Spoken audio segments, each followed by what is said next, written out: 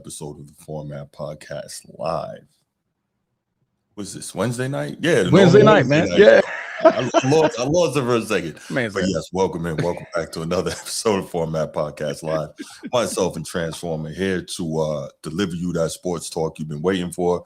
Appreciate you being here if you're here live, and if you're watching on the replay, thank you for that as well. Transformer, what's good, my guy? Man, what's going on, brother? What's going on? Maintain it. Oh, what up, Bree? Bree knows ball. What's good? Thank you for being here. But we think we got a pretty decent show for y'all tonight. We're going to talk some NFL. We're going to talk some NBA. And so let's get right to it. But you know what time it is. Let's go ahead and give a shout out to the channel members. Of course, Coach T, host of the Be Ready Sports Podcast, was good. It's not that serious. What up? Bruce, Baltimore Bruce was popping. Steve, king of the chat. Chief Sid Bubba, appreciate everything you did for our great nation. Appreciate everything you do for this show. And of course, shout out to the boys from Annapolis.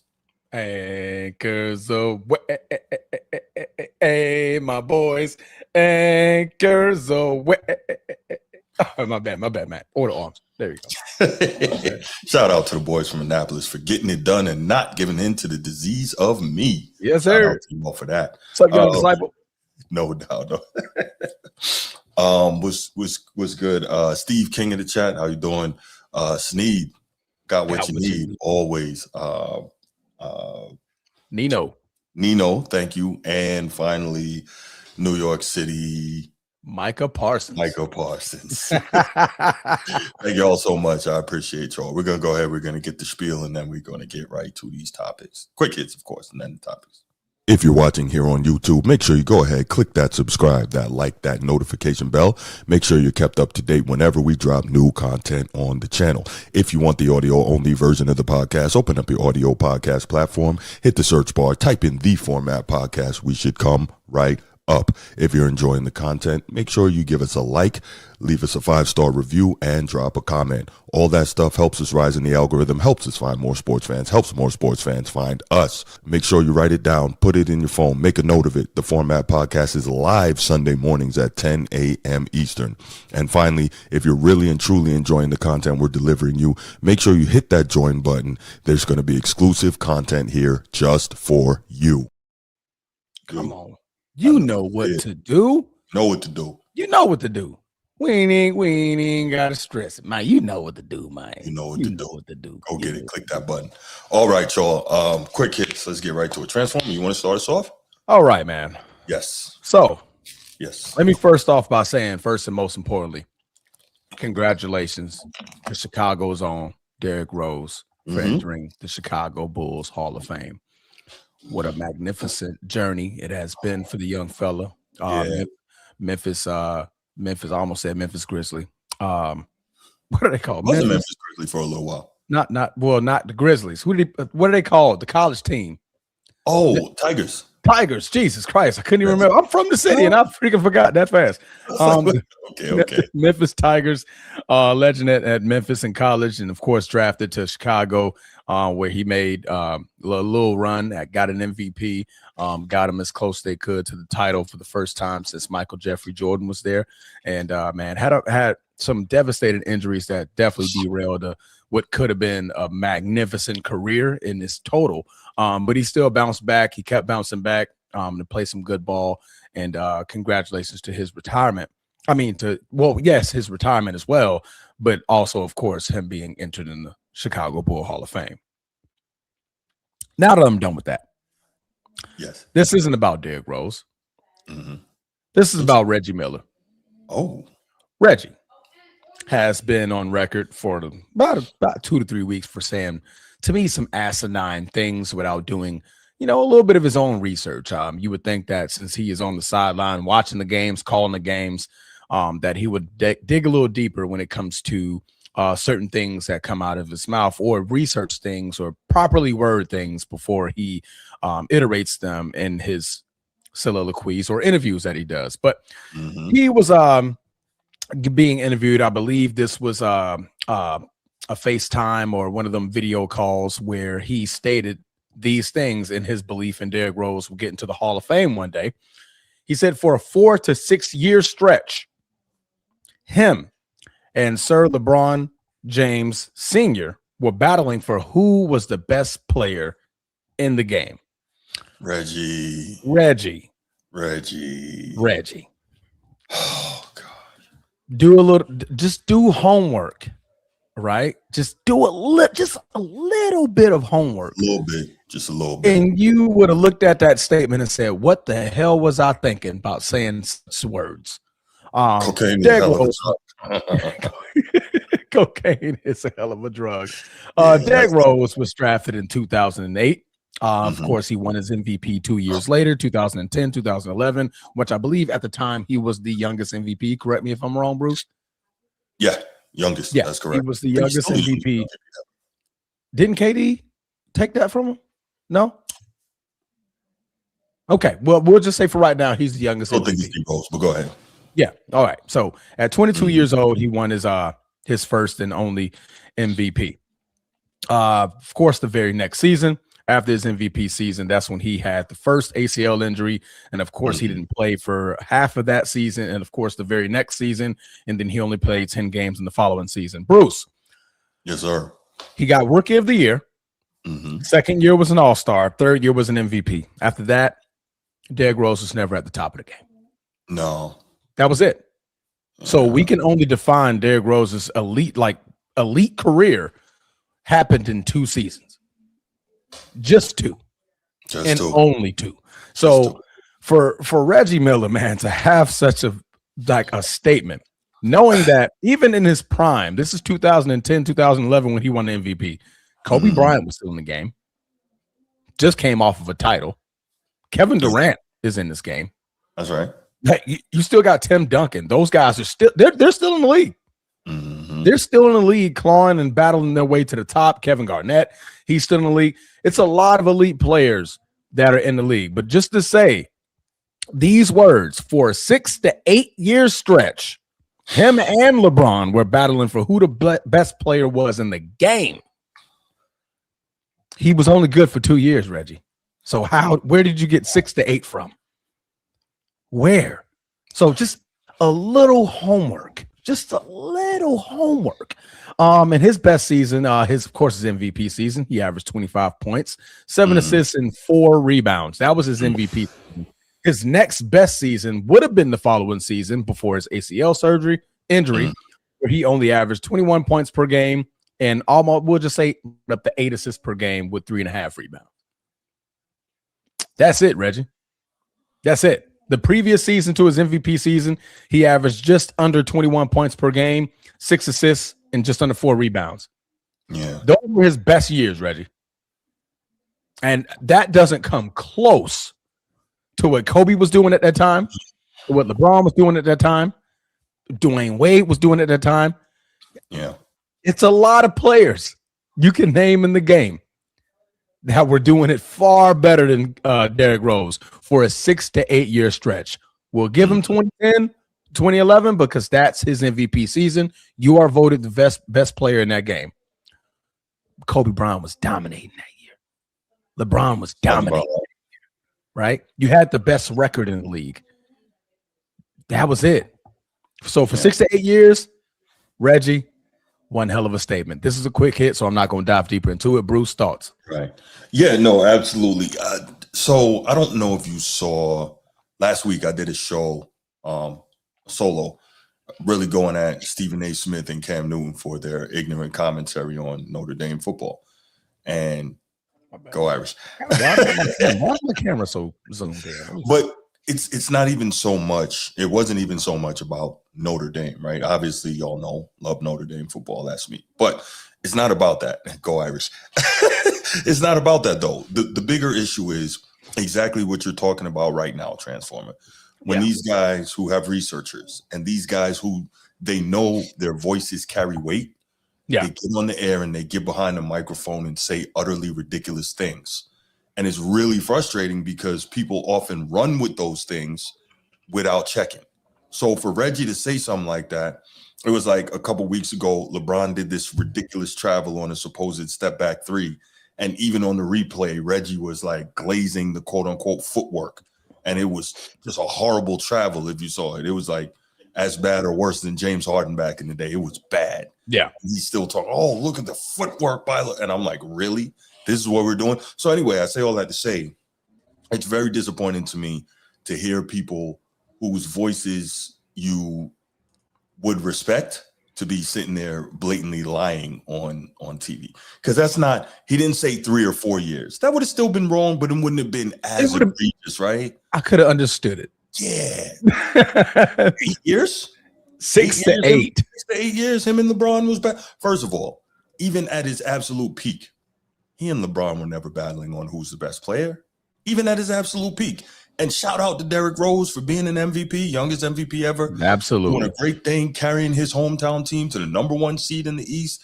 Him and Tibbs and Joakim Noah and all those guys. That was outstanding.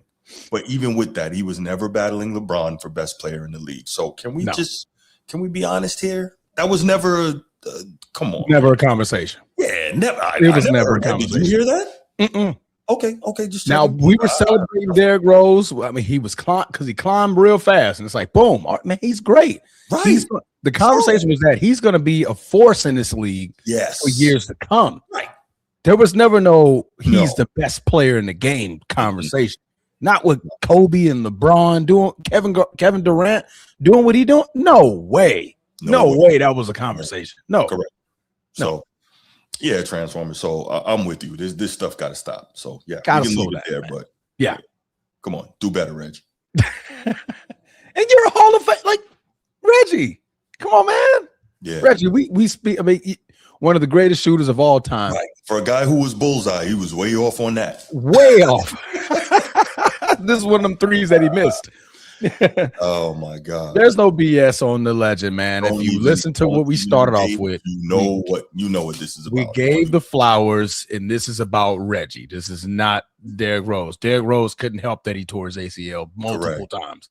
Couldn't help it. Now, granted, he would have been a force for years to come, but he only had one truly dominant season. Mm-hmm. One truly. Right. The second one was derailed by the ACL. And the year prior, I mean, I can't say 20 points and 6 assists per game is dominant. Can't say it. Bruce, your quick hit, brother. I'm not going. I'm gonna stand. I'm not exactly. I wasn't even going to do it. All right, quick hit number 2. Shout out J. Cole too, man. Shout out J. Cole. He ducked the smoke. Definitely ducked the smoke. He definitely ducked the smoke, Bree. You gotta give him that. He ducked it.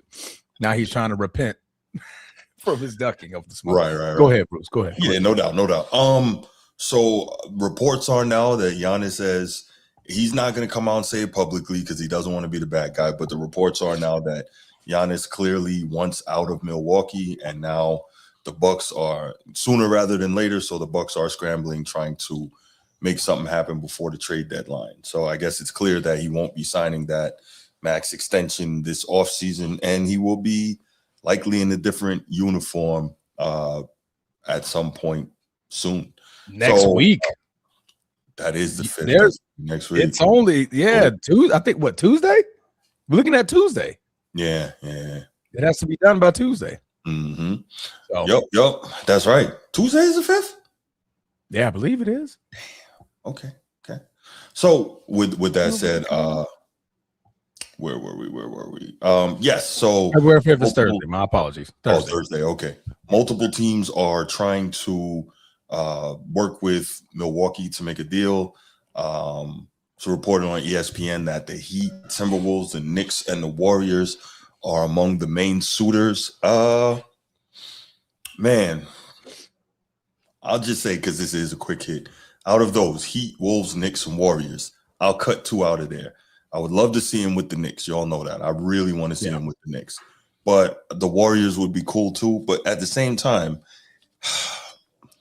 so I see the Warriors thing 2 ways, right? Obviously, they want to try and squeeze one more title out of Steph Curry's career. Yeah. Steph Curry wants to squeeze one more title out of his career. But if you're Steph, and this is the problem I have with this era, right? If you're Steph, you didn't do it the right way. You didn't do it the right way. You're always trying to bring in some other megastar instead of going through it. Well, the 4th time he did it. Say again. The 4th time he did it. Yes, the fourth time he did. Yeah. That's correct. But the fourth time should have never happened. And the first time. Because had they not brought in Kevin Durant, then they wouldn't have been able to extend the championship window, and the fourth time never would have happened.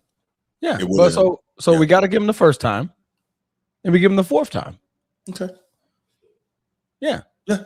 I mean, because the first time it was built, that team was built around him, and then the fourth time it was built around him. But again, the fourth time doesn't happen if not for the second and the third. That's the problem. The second and the third. You think so? Yeah, the second and the third was what was able to extend the championship window of the Warriors. But that was a few years removed from the KD championship. Yeah, but the fact that the KD championship happened was able to again extend that. But that's a whole different thing. No. But regardless, I mean, would it be cool to see Steph and Giannis play together? Yes, but you know me, I don't really like the teaming up piece like that. Yeah, because you know that's Steph saying, "Hey, go get Giannis, let's get one more." And here's the other problem: can we get rid of Draymond? Can we send Draymond out to? He would have to be a part of that trade, bro. He would have get this guy up out of here. Yeah, get this guy up out of here, please. Yeah. What's going on, Case? What up? But yeah, that's how I see that. So I would love to see him with the Knicks. The Warriors would be interesting for sure, but it would make an already heavy West even heavier. Like that would be crazy. Because, providing he could stay healthy, the Warriors would be like right back in the mix. That would be, I'm like, you gotta be kidding me. I definitely think if he wants to keep his championship window wide open, he would stay in the East. You got That's right. You got an easier chance of getting out of the East. The juggernaut West is just not what you want. The Knicks is where he needs to be. And again, I've been saying this for years. Whoever is the guy that gets the Knicks that first championship since 73, bless forever. Made man forever. Everywhere. People really don't understand how big it is to do something in New York. People really don't understand. Like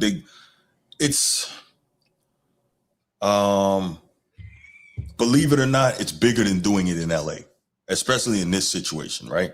Because every 5 or so years, the Lakers are going to win a championship, right? Yeah. You know that. Yes. So that's just to be expected, much as I hate it, but it is to be expected, right? And so when you have it that way, but the Knicks have not won in 53 years. Long time. I'm trying to tell you, look, just remember Linsanity. He didn't win anything. And they went crazy. 2 weeks. And that, you know how much money that made him? Crazy. He was on the cover of, what was that, SI 3 times in 2 weeks? Mm-hmm. Yeah, so like when you do things in New York, people don't understand. So imagine if Giannis went there and brought a chip. Absolutely, Chief, absolutely. Yeah, K's. New York City will turn into Gotham if they win a chip. Bats all over the damn place. People will go insane. But yeah. Oh yeah, they definitely have to trade Cat. Yeah, he'd be up out there. He'd be part of that deal. Yeah. But I want to see Giannis end up and wearing 34 in the Garden. I think that would be beautiful. Yeah, really would be. Him and Jaylen. Man, I'm forgetting my point guard. Knicks point guard. You know what I'm talking about. Brunson. Thank you. Okay. Him and Brunson. That would be a crazy one too. So yeah. I think that could work. But anyway, those are my quick hits, man. Well, that's my quick hit, I should say. Yeah, those are our quick hits. There you go. Correct. All right. Yes, sir. All right, let's do it, man. Okay. All right, let's get to it. My mouse went away. Where's my mouse at? There it is. So we now know that the Super Bowl is set, and it will be the Seattle Seahawks, and they will be facing the New England Patriots for the championship. And as you can see on the thumbnail there, Sam Darnold and Drake May, who actually had vastly different performances in their respective conference championship games. But those are the two winners. And okay, here we go. Let me get this out of the way because Edward somehow has turned into a Sam Darnold glazer. So Edward, super hardcore. Edward, I was wrong in expecting Sam Darnold to turn back into a pumpkin. In the biggest game of his life, Sam Darnold played the biggest game of his life. Shout out Sam Darnold. Yay. You good now? This dude's been harassing me since Sunday. You and my brother been ducking me. Y'all not answering me. I'm like, bro, there's nothing to duck, man. Right. There's nothing to duck. Because my thing is, and I think me and you are on the same page. Mm-hmm. We were right. I'm not finna sit here and say I'm wrong. I was wrong. Because when your history has shown you being nothing but bad and choking and turning into we didn't just make up the name Pumpkin. Right. There wasn't just a thought process like, oh yeah, he's just gonna be a pumpkin. Right. He has been that for 7 years.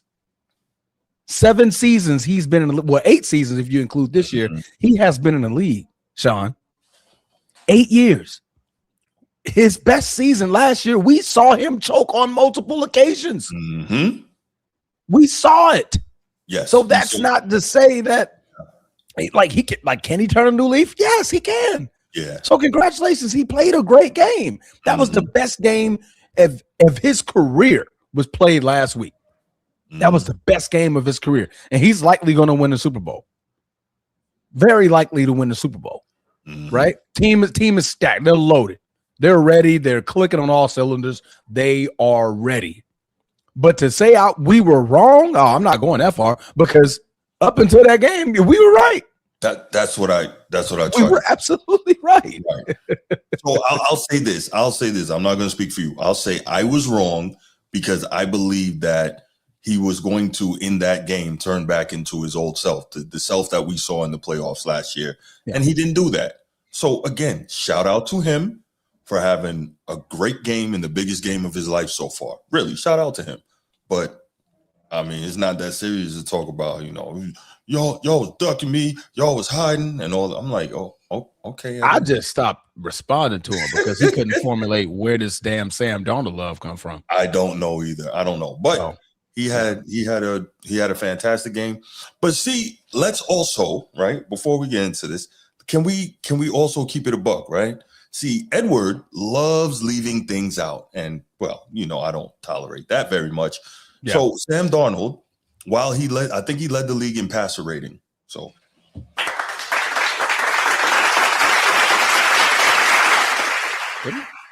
Shout out to Sam Darnold for leading the league in passer rating. Shout out to Sam Darnold for being the first player in NFL history to win 14 or more games and throw for 400 yards, 4,000 yards in back-to-back seasons on 2 different teams.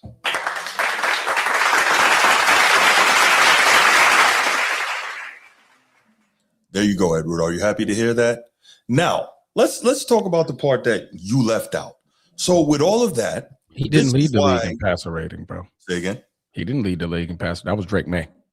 Pardon me. He was up there though. He was up there. Yeah, he was probably up there. Yeah, it was Drake May. I was like, I don't think he did. I thought Drake May was holding on to that for a while. Regardless, he was up there. Yeah. He had a hell of a year. So here's the deal. And this is why I'm saying that I don't believe in Sam Darnold. I still don't, even after the great game he had, because he was carried by the run game and the defense. Why do I say that? The Seattle Seahawks are the 3rd most run-heavy team in the league. In fact, they're the 3rd most run-heavy team in the league. Secondly, Sam Darnold led the league in total turnovers with 20. So if you lead the league in total turnovers, but your team wins all these games, what does that mean?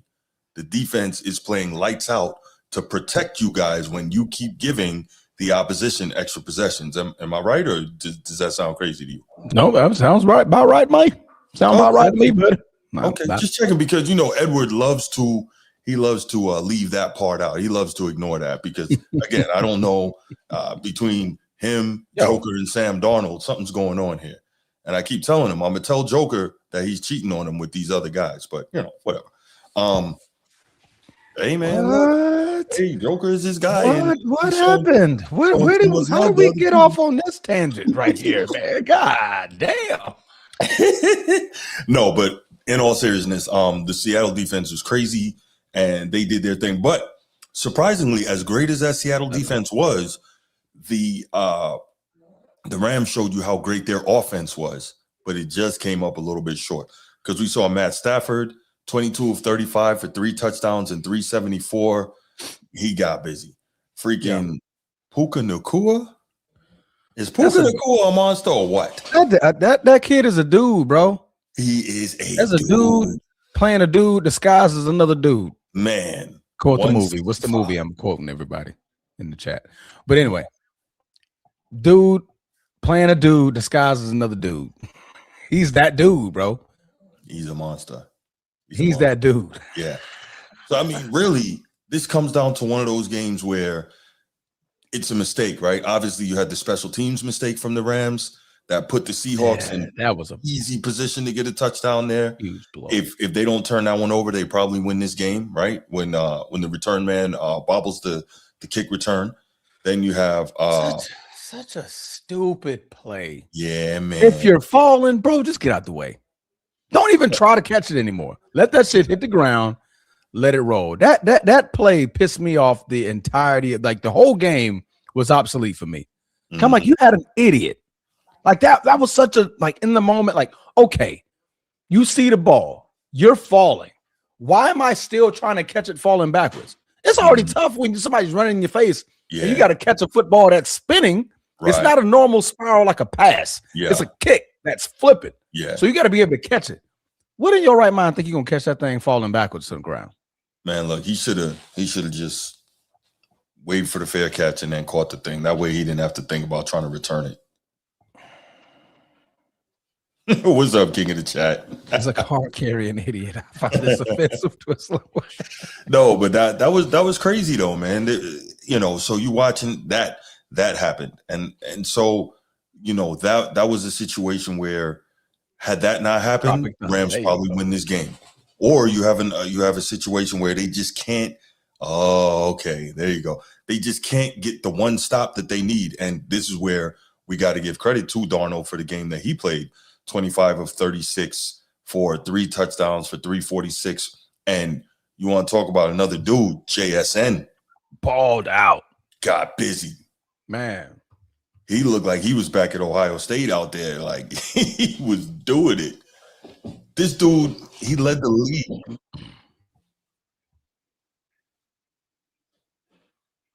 What? You just stopped talking. Dude, you led the league in what? Something wrong? Oh, did you hear that? Hear what? Okay, I'm bugging out. Okay, never mind. Now I loaded up What'd you hear? I was looking at JSN's page on ESPN, and there's a little video playing, and I was looking at you, and I wasn't looking at the other window, and I'm like, who is that talking? Because it was when I started talking about JSN, like I thought you hit something on your end, and I'm like, what is going on here? All right, I'm good. Yo, that's crazy. Everybody, like, Bruce, you okay? Bruce entered the Matrix in real time. All right, y'all. I'm looking. I'm like, you all right? Yo, quick side note: like when you do this regularly, when you do a show, and then you don't do it for like a few days, it throws you off that fast. It's kind of crazy. I can see. I can see. But the point is back to JSN. JSN led the league in receiving yards at 1,793. So he had one hell of a season, you know, just out there getting busy. Yeah. So, man, Seattle looks good, though. They almost look like the old Seattle, but with a better offense. So that's crazy. Yeah. I mean, guys, first of all, another shout out to Coach McDonald, man. I mean, he coached one hell of a game, especially in hell of a fourth quarter. He did not spare any chance of giving Sean McVay and Matthew Stafford that ball back, going forward on fourth downs when he didn't necessarily need to. He could have just trusted in his defense, but he said, no, I'm trusting in my quarterback and my offense to stay on that field and go get some first downs. And literally, let's just seal this game away. And that's what he did, man. You know, ultimately at the end, giving the Rams, well, I think it was 25 seconds, which isn't enough time to go 80 yards down the field, unless you're like Aaron Rodgers or Patrick Mahomes. But, you know, they didn't have the plays or the timeouts either to make such a drive. And, you know, that's what ultimately killed them. But, McDonald, man, I mean, he coached one hell of a game. He put Sam Darnold in positions that like you said, he didn't put the ball in harm's way, didn't turn over the ball. no fumbles, Yeah. and he utilized his run game as he should have. Exactly. And then for some odd reason, but he schemed up JSN to be wide open every time because obviously Sean McVay's defense just obviously forgot who he was, where he was, until he caught the ball. So. Yeah.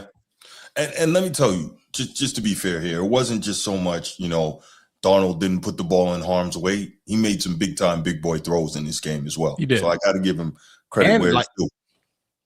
Yeah. Stood there in the pocket, took the shots too. Yes. Took the shots, made the throws. Stood in there and delivered. Absolutely. So, yeah, shout out to him. He did his thing. Stafford did his thing as well. Likely going to be named MVP. I don't know what the hell they're waiting for. They really need to stop waiting so long to do this. That's super annoying. But, hey. You're right. Yeah, you gotta cut that I got nothing else for that, bro. That's just because it draws too much. Like you have extra games to like reconsider to think like big moments and stuff like that. So I know it's in the criteria that they shouldn't weigh that in the conversation, but they do. They're humans. They're gonna have a little recency bias. I would only hope that they submit their ballots before the playoffs start, though. I would hope. You would think. You would think. Did they? I don't know. Do we know that for sure? I do not. We shall see. Yeah. But I mean, I think it's clear for him. This isn't like a Bill Belichick situation where it could possibly be fumbled. But we'll get to that later, guys. That's the second topic. Sure. That's the NFC Championship, man. Sam Darnold and the Seattle Seahawks are on their way to another Super Bowl matchup with the New England Patriots. Who would have expected this when this season started? But the Patriots had the easiest schedule in like the last 40 years. You good? Is that me? Are you lagging or am I lagging? Chat, let me know who's lagging. Is it me or him? I think it's me. I think it's me. Might be me. I don't know. Probably me. I got a new computer coming tomorrow. It might be me. I don't know. Anyway. Chat, let us know. You're watching live. Right. No, I was saying you have a rematch of the Patriots and the Seahawks. And when the season started, no one would have expected that New England would have been here.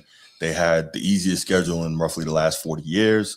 And if I'm not mistaken, they spent like $200 million in the offseason really to shore up, a number of spots along that roster. It wasn't even necessarily like they spent the number to get spent the money to get like big name guys. They just got a lot of quality guys. They got a lot of starters and guys that contributed. And here we are now. They contributed all right because now we're going to see them in Super Bowl 60. And does this, as a side note, New England, if they weren't already, they got to have the most Super Bowl appearances ever, correct? Yeah, I think this will be number 12. It's 12? Yes, it is 12 because I forgot the one in the 80s, 85, 86. 86 after the 85 season. Okay. Yep. 12 times. So, I mean, wait a minute. So they lost that one? Did Drew Bledsoe get into a Super Bowl too? I think so. Yeah, he played 95. What, 95? I feel like he did. Let's see. Was Drew Bledsoe the quarterback? I believe so. Okay, then it was Drew Bledsoe when Brett Favre beat him. I think so. Yeah, Bill Parcells, I think, was the coach. Yeah. Mm-hmm. There you go, 12. 97. 97? They lost to the Packers with Brett Favre, 1997. Okay. Mm-hmm. Yep, and that was Drew Bledsoe. Okay, well there you go. I knew it was Green Bay. Yeah, that's impressive though. Yeah. And if they can somehow pull off the miracle, they will pass the Steelers for most all time. That'll be insane. Mm-hmm. That would be insane, man. Mm-hmm. But no, I mean, when you're speaking of this game, the Patriots and the Denver Broncos. Yes. Again, congratulations to the New England Patriots. Drake May, one hell of a turnaround. This is probably going to be one of the best turnarounds of all time. like in single season.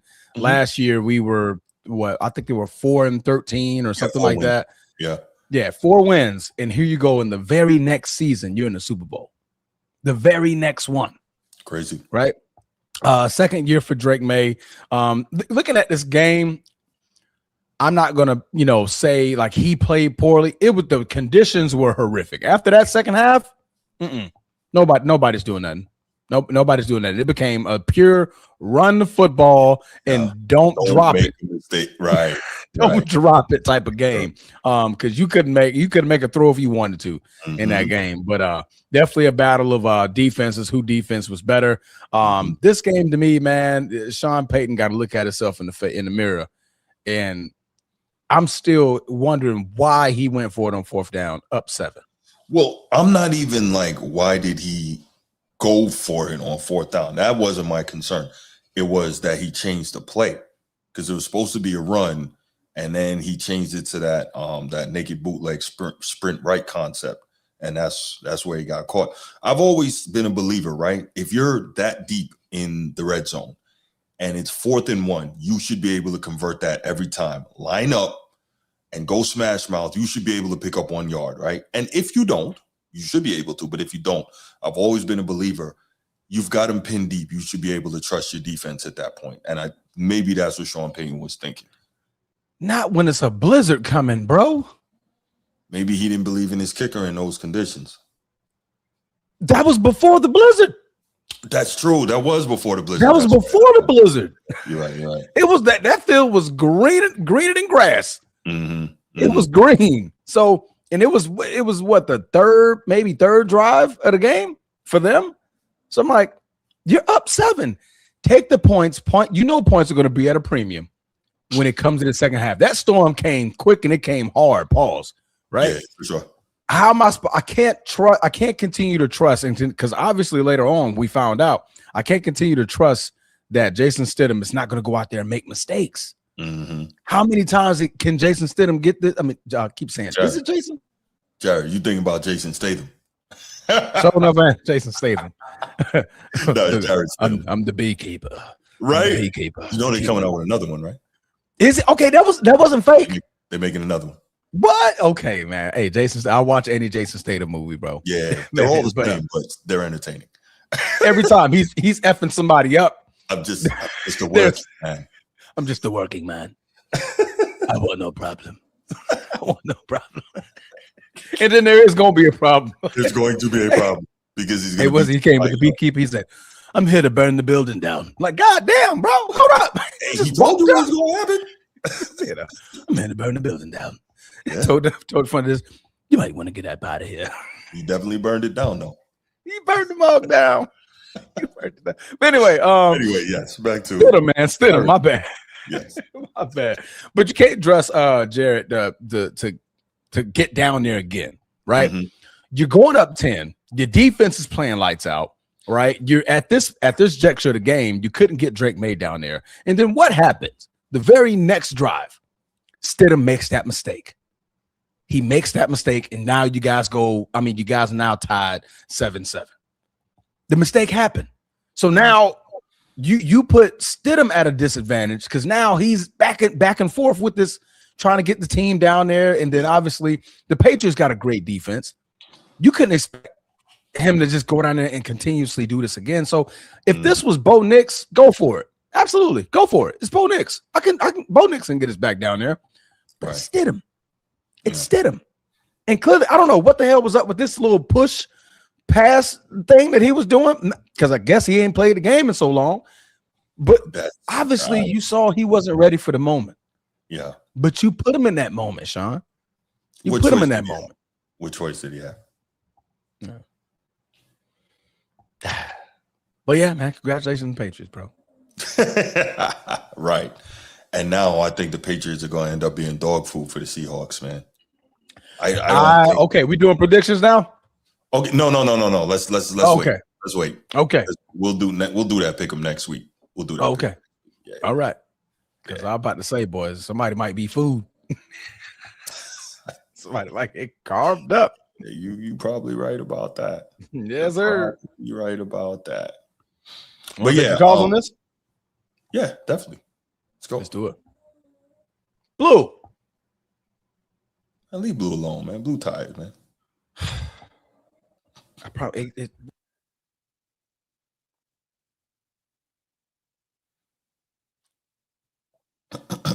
this girl here. But yeah, man. Possibly unpopular opinion. Diggs is overrated. I truly don't know that much, but I wasn't that impressed. Stephon Diggs. How is he overrated, Bree? He's a great receiver. Here we go. You ready for this transformer? Here we go. Oh shit. Thank you for calling the Format Podcast. Who's this? Okay, enough jokes aside, sir. You know who this is. Why you playing? First of all, why you calling my show so aggressively, man? What's the matter? Because I'm right now. First of all, hello. Hello, sir. Hello. How y'all doing? Doing all right, thank you. Number one. Hello. Number two. I'm driving, trying to be careful.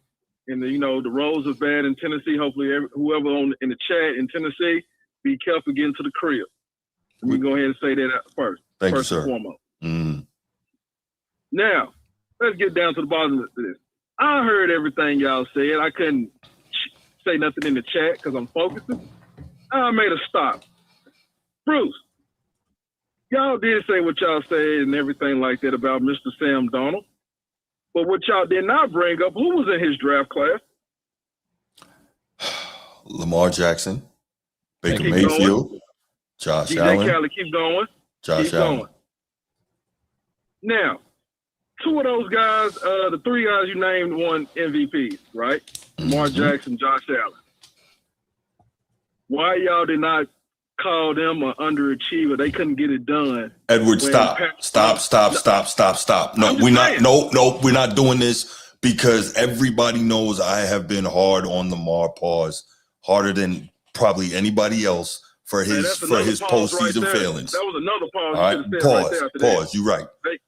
Yeah, for his postseason failings, and I kept the same energy for Josh Allen this season when he flamed out of the playoffs. So don't do that. Don't come in here being disingenuous. Tell the truth when you come here. Don't do that. Sir, you've been disingenuous with me ever since I've been talking about Sam Darnold, sir. I got called every name except for the child of God. What name is that? I asked you this earlier. What name did you get called besides being a Glazer? Sir, I'll take credit for that one. Exactly. That's one of them. Shaming tactics. It's not you the one glazing. That's not my problem. Look, and then not only that, I mean, dude, I get it, man. With Minnesota, I bet you Minnesota wish they had kept him. Can we at least agree with that, Bruce? What happened with what's going on with Minnesota? No, we can't. We can't. He had his opportunity. Thank you. He had his opportunity. He was 14-3 last year. When they needed him, what happened to him? What happened? You acting like what Sam Darnold did the previous 7 years prior to this year didn't happen. Why do you think he got the nickname the Pumpkin? Mm-hmm. Why? We didn't just make that name up. That name should go to Josh Allen or Lamar Jackson. He can't be called a Pumpkin. Are you deaf? Are you deaf? Are you deaf? No, sir, I'm not. Okay, so why are you acting like we don't have the same energy for Lamar Jackson and for Josh Allen? I could have sworn we carved Lamar Jackson up for the last 2 seasons. Bro. Thank you. We carved him up when he lost, didn't he? Mm-hmm. Josh Allen, didn't we carve him up when he just lost for 4 turnovers? Yes, sir. Same energy. Same energy. Okay, all right. I was just checking. Mm-hmm. Maybe he didn't watch. Maybe my brother didn't watch the show. I guess that we did carve them up. So now, question: if he wins a chip, which I'm predicting they will win, will he be ranked higher than those? No, not even close. Thank you, God. Just because you win a Super Bowl, because this goes back to the conversation that we just had with Matthew Stafford and Aaron Rodgers. Mm-hmm. Just because you win the Super Bowl doesn't make you the better quarterback out of all. If that's the case, Terry Bradshaw has a stake in this conversation that he's better than a lot of these guys. If that's the case, Transformer, according to what your brother's saying right now, Trent Dilfer is better than Dan Marino. Troy Aikman is better than all of them. What I should have said was that Super Bowl's MVP also is that what I should have said with it. No, still no. I don't understand why this is so difficult for you. Real talk. Why? I don't get it. He will have played the best in the biggest moment, and he will get all due respect for that. I will be right here giving him his due for that. But he's not going to be better than Josh Allen or Lamar. That's absurd. And nobody's going to say that. Nobody. Well, nobody. Edward will. Well, you'll probably be one of the 0.001% of the world that says Sam Darnold is better than him. Hold on. Wait a minute. So watch this. Will he be better than Baker Mayfield? You can put him above Baker Mayfield. Yeah, he got it done. Baker hasn't won any MVPs. He was never considered the best player in the league or anything like that. Well, what I'll say is this: he will have gotten it done, and if he gets the Super Bowl MVP again, credit to him for playing his best in the biggest moment. Does that mean he's better than Baker? I don't know that means that. I don't know that means that. What? Hold on. See, man. Oh my God. Okay. Because you're taking one season and you're like basically making him better than all of these guys. Yeah. Exactly. You can't do that. You can't just do that, Sean. One season? Come on, bro. One. Yeah. Can't. You sound like Reggie Miller right now. Sound like Reggie Miller. The Derrick Rose had 6 to 8 great years. He was battling out with LeBron. Right. No, he didn't. He had to. Yeah. He had to. And that was it. Wasn't battling out with LeBron. Still wasn't battling out with LeBron. Right. Not even Kobe. Not even Kevin Durant. He wasn't battling out with none of them dudes. None of them guys. There was 3 heads on the mounts when the season started. You had who could likely win the MVP. You said LeBron James, Kobe Bryant, Kevin Durant. Mm-hmm. Derrick Rose's name was not mentioned. No. But go ahead, Bruce. Sean. I'm sorry. Okay. Well, I'm just saying, you know what I'm saying? I'm giving the guy his credit, especially over Baker Mayfield. I can understand with Josh Allen and Lamar Jackson. I mean, he's one of the guys that's still in it. Those guys, especially Josh Allen, when it was right there on the platter for you to get it done when Patty Mahomes was not in the playoffs. Why are you saying this as if we didn't say that same thing weeks and weeks ago, and then again when he failed? Why are you saying that coming on here as if we didn't say that? This is what I want to know from you. Just want to, giving full context, sir. That's all I'm saying. That's not full context because you're saying it like we didn't say it. Exactly. Full context and be like, well, you guys said last week about Josh Allen. Okay, but you're saying it like you just made up that thought just now. You didn't. Well, Bruce did leave out, you know what I'm saying, when he was calling me out like he always do, throwing the shade and everything, like I ain't going to catch it. You know, I do watch the show. Make sure everybody subscribe and like the channel for my boys here. Crazy. He left out that draft class he was drafted with. You know what I'm saying? He left that part out. Okay, just like you left out him leading the league in turnovers, right? But you were cool with that though, which demonstrates to you that the defense carried him, right? Who we talking about? Sam Darnold. He's still on the Sam Darnold thing. Okay, gotcha. Mm-hmm. And by the way, he was 11th in passer rating. He wasn't even 11th. I don't know where I got the. Yeah. Okay, thank you. Yeah. Thank you for correcting me. I appreciate it, bro. I'm glad you got somebody who can help guide you out, Bruce. You know what I'm saying? You know, even though you're the elder on the show. You know that's why Transformers here. Keep me on the right path. Exactly. We're a duo. Don't you see? You see the logo? Well, I can't even point on what it is. You see us right here? That's how we rock and roll. That's 6 teams of knowledge right there. That's right. Okay. By the way, before I hang up and say something stupid. Bruce, what college did Sam Darnold go to? USC. Mm-hmm. Okay. Coach T. Oh shit. Last week, you didn't give him his props. You were saying he was a pumpkin, man. He went to the college that you went to, but you gave more props to Caleb Williams. Crazy, man. Hold on. Wait. Stop. I really want to let you get back to work, but I know you're not insinuating Sam Darnold is better than Caleb Williams. No. I'm not saying that. I'm just saying that. So then why would you even bring that up? That was what was the point of that? The point I was trying to make, you know what I'm saying, he gave props and love to Caleb Williams, and he didn't get no love and props to Sam Darnold. Because Caleb Williams is way better than Sam Darnold. Way better. Sam didn't have the game he had until just then, Sean. So what was the props given for? Man, What was he giving props for? He's still in there. That's a team thing. Yeah, the team is still there. Yes. Congratulations. But up until that game, what was his last best game? Can you give me that off the top of your head? Oh, his last best game? Last best game. Yeah. Yes, I can. When was he it? didn't have no turnovers against the 49ers, did he? That's not his best game. He threw 12 passes again. He completed 12 passes against the 49ers. He didn't turn the ball over, though, did he not? Did you hear the question? Did you hear the question? Not a game where he managed. I'm talking about a game where you were like, okay, Sam can go get it done. He's that dude. What game was that? Well, now he did have some turnovers against the Rams when in the regular season, but he did 2 touchdowns, 6 picks. Keep going. Okay, but he still closed the casket though. The league MVP couldn't close the casket and get it done. How long ago was that? Was it week 15? So what? About a month ago? Mm-hmm. So why are you getting at him that he's celebrating? Because Caleb's success has been more recent than Sam Darnold. That's right. So why are you bashing him? I'm not bashing Caleb Williams. What are you talking about? No. I'm talking about Coach T. You talking about Coach T giving props to Caleb Williams? Caleb Williams' success has been more recent than Sam Darnold's last best game. Oh my God! Look, guys. Look, man. We cannot still hold on to those last 2 games that he had stunk up in Minnesota, man. He did. I'm sorry. I can't do it. I'm talking about this season. It's not about holding on to those games. It's about you not understanding that those games are why people didn't believe in Sam Darnold. This is very, very simple. Very, very simple. You don't want to understand that, but it is what it is. Like I don't get this. I don't get this. Okay, fellas, man. I gotta get home. Yeah, get home safely, man. Get home safely. I appreciate that, Bruce. No doubt, my brother.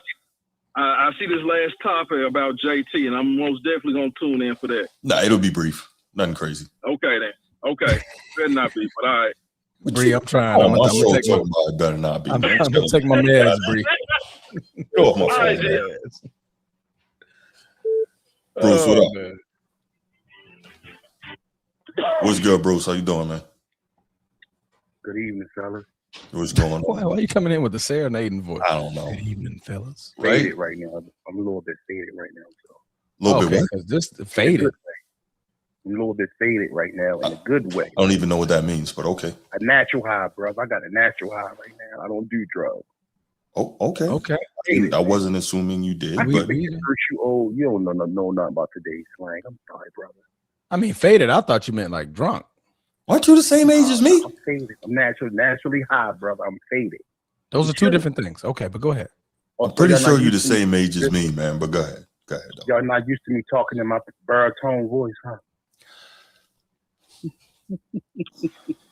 So you got Bree weak over there, man. Right. You're over there laughing at you, man. Y'all used to me hooping and hollering and shit, acting like a Baltimore dummy, huh? Baltimore stupid, huh? Man, that's typically what you do. Acting like Cam Newton. Like how y'all brothers doing? Oh, no, I don't man, know what Edward talking about. Edward over here hating and shit, hating on Lamar and Josh Allen. That's cool. I hear you, brother. But though, that's my dog. That's my Memphis brother. Memphis in Baltimore, just the same. Me, Ed, and Young Disciple, we coming out with a podcast. Yeah, y'all do that. That would be hilarious. But anyway, let's talk to football, brother. As far as the AFC Championship first, I was disappointed in Steven. Why is he even in the league? He didn't even make a throw, even when the weather was nice. I just don't know. I don't know why they didn't take that 3 points when they had the chance to go up 10-0. That was stupid. In the playoffs, points are a premium in games like this, knowing what type of weather is getting ready to come. Hey man, how could I say, man? It was a defensive struggle. Mm-hmm. I love slobber knockers like this in the rain, sure. low scoring games. I don't like those. No, I can't take that back because I'm gonna talk about the next game. But But I like those low-scoring games, though, more than I like the high-scoring games. Just put it like that. Me too. I'm not saying the high-scoring games don't be entertaining. Right. New England got lucky, man. The defense played well, but in games like that, man, it's just one simple play that blows the whole game up for a team. Yeah. You can't even make a mistake in games like that. No, you cannot. Like, every play matters. Every second matters, and New England made that mistake, you know. Denver made that mistake, man. Just how can a guy like Stedman be in the league and everybody bashing like a guy like Shador? Shador is way better than him. I'm just saying. We just comparing to. But this guy, like he can't do. I mean, goddamn, why is he even in the league, man? He can't make two big throws. I would say guys dropped a couple balls too that game for him too. Technically he did make two big throws. Huh? Technically, he did make two big throws. That's how they got up 7-0. He did make two big throws. In that game, we needed two more big throws. You feel me? Okay, he needed 4 big throws. Yeah, let's get it 4. Not big throws, but crucial throws. Like, yeah, big throws. Timely throws. Got it. Timely throws, yes or no. Yeah. Because this was a run, flower knocker, old school, backyard football game. And I love outdoor games. This whole thing about everybody trying to get a dome, crap it. I just like that. For the LA game, man, Puka Nacua, man, he's a dog. He's gonna go down as one of the best, if barring injury. He's a terror out there. Who y'all think his comp is? Can you compare him to anyone? Steve Smith Sr. Steve Smith Sr. Yeah, I think he's taller. He's taller, but they got a similar style of play. Yeah, real physical. Vicious and physical, really strong hands. Great run after the catch, just tough receivers. Yeah, line them up. Yeah. Hey man, shout out to Sam Darnold. Everybody, he playing with a lot of pressure because everybody doubting him. As they should have. As they should. Like on every media sports show, they talk about Sam Darnold, those moments, and he has it. Sam Darnold. I think team is behind. When you got your guys behind you, yo, you won't get better. Like. Ain't nobody dogging him out on the team. He ain't got to worry about the outside noise. You got to worry about what's going on in the locker room. Facts. But what I see, his team is behind him, yo. They believe in him. Yeah, right. He's playing like it, man. Not to mention he got the kid, what's his name? Jackson Smith and Jigba. JSN, boy. Killer. Yeah. And let me say this, man. I might call me blasphemy, right? Or I'm tripping. That running back, what's the running back for Seattle? Kenneth Walker. Top 3 in the league, hands down. No. Yes. No. So you put him right behind Derrick Henry and Jonathan Taylor and Bijan Robinson? That's what you're saying? I said give me top 5. You gotta switch it up at that point. He's showing out in the big moments in the playoffs, bro. He had like 66 rushing yards. Right now, he's playing big. It was the runs. It was the runs. I'm trying to pick up what he's putting down. I mean, he did have some tough ones, but like it's not like he really got busy. It's and don't get me wrong, Darnold made a lot of big throws this game, so respect to him. But it's that defense, man. Transformer gave us a good stat earlier. In the 2 regular season games against the Rams, the biggest games of the year, right? We talk about that. Yep. Sam Darnold, 2 touchdowns and 6 picks. 2 and 6. How did they win any of those games? It's the defense. Yeah. That doesn't mean that Sam Darnold can't play, but I don't know why it's so ridiculous to say, the defense is carrying that team and saving him from himself. 20 turnovers on the season to lead the NFL. How often do you see the quarterback who leads the NFL in turnovers in the Super Bowl? That doesn't happen. Not often. It doesn't. Come on, man. That doesn't mean we're hating on Sam Darnold to say 2 things can be true. Well, you still don't believe in Sam Darnold, basically, Bruce, what you saying? I don't. I give him credit for an incredible game that he had last week. And if he has another one in the Super Bowl, what else can I say? He achieved the ultimate goal, right? And I'll have to give him his due. What can I say? Right. My bad. Oh, yeah. Got a lot. But it is what it is. Hey, Bruce, you just those stern, grumpy grandpa. Why you showing up the whole dog? Like playing well the whole playoff. You still like he got to win it all. And you know what, Bruce? There's nothing wrong with how you think, yo. All that clapping early. What is the purpose? Listen, what is the purpose of going through the season anyway? You don't. That's the purpose is what? Winning the ring, right? Absolutely. Gotta get it done. So. But look at this, Bruce. But look at this though, right? So not the NFC Championship game, which once again he played lights out, and I gave him his respect. But see, the problem here is, and this is the same thing I say when it comes to other people and other topics. If you don't glaze, people aren't happy because that's not enough for them, right? But here's the deal. The previous game against the 49ers, right? This guy completed 12 passes. What does that tell you? The defense, the special teams, the run game. 12 passes he completed, and people were acting like he did something special. Can we just acknowledge that while he has played well for the most part this season, he is still a very flawed quarterback, a ton of turnovers, and a great defense to keep him from losing all these games? Why is that so difficult? And Edward, I'm not putting on the Darnold knee pads. You can have them. I'm not doing it. He also led the league in interceptions, by the way. That too. 14 picks. Yeah. 14 picks, 6 fumbles lost, 20 total turnovers. Come on, man. Mm-hmm. Okay. You got great point, Bruce. But LA supposed to win that game. Sharman Bay getting cocky. Facts. On 4th and 1. You're right. What you doing, brother? Mm-hmm. You're going above the Browns. You're getting too cocky, bro. You're right. Come on, man. I mean, that 4th and 1, I didn't blame him because you're still going to be down 1. True. Run the rock, get the touchdown, and go up 1. I think it was 27 what? It was 27-31, right? Yeah, so that would have made it 30-31. If they would have, I'm talking about going for the touchdown. If you go, I'm saying if you go for 4th down, why throw a pass? Why not run? Oh, okay, that's what did it. Yeah, like that was stupid. Was it 4th and 1? I thought it was like 4th and 3 or something like that. They were on the goal line. No, it was like 4th and 1, like 4th and 1.5. Run the rock, bro. With Kyron Williams. I just got that one, bro. It's simple. Kyron the Siren. I go try to take the shot at the end zone. No, it ain't that much. You ain't got no timeouts, and the clock is against you. So, well, anyway, man, bros, thank you for letting me call in. I'll probably hit y'all back on another topic, man. No doubt, man. No, it was 4th and 4. They had some ways to go. It was 4th and 4. What the hell is that?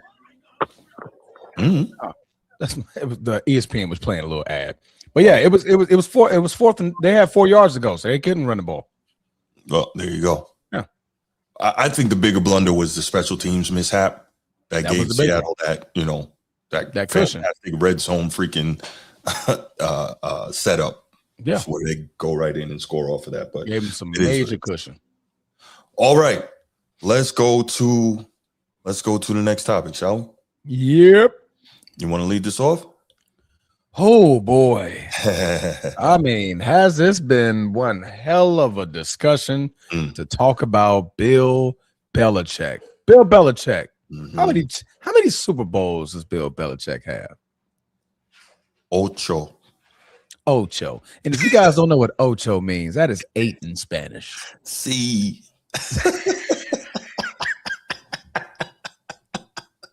He has seis as a head coach, and he has dos as a defensive coordinator. Facts. 8 Super Bowl rings Bill Belichick currently has. That's a lot. And he will not be a first ballot Hall of Famer. And there were some reports that came out with some rumblings from I believe it was the Bills GM or former Bills GM or one of the Bills GMs stating that the Spygate should be the reason why. He's talking about Bill Polian. Okay. Bill Polian, yeah. Reason why Bill Belichick shouldn't get in the Hall of Fame right away. Spygate and Deflategate. Two cheating scandals. Fair. So my question is, you know what? No, just get your thoughts on Bill. I'm not even going to ask that question yet. Okay. What are your thoughts on Sir Big Bill not getting into the Hall of Fame? So there's a couple things here, right? I think a lot of the Hall of Fame voters are like media, right? And so I think he had to get 40 out of 50 votes or whatever. 40 out of 50, correct. Yeah. a lot of media doesn't like Bill because he was not friendly. very forthcoming, not very friendly to them at the podium and the post games and stuff like that. And the funny thing is, people who played for him love him. Said that, yeah, they said they love him. They say he's a funny guy. He was a player's coach, all that. But you don't see that in the media because he's like, hey, that got nothing to do with it, right? So we're on to Cincinnati. We're on to Cincinnati.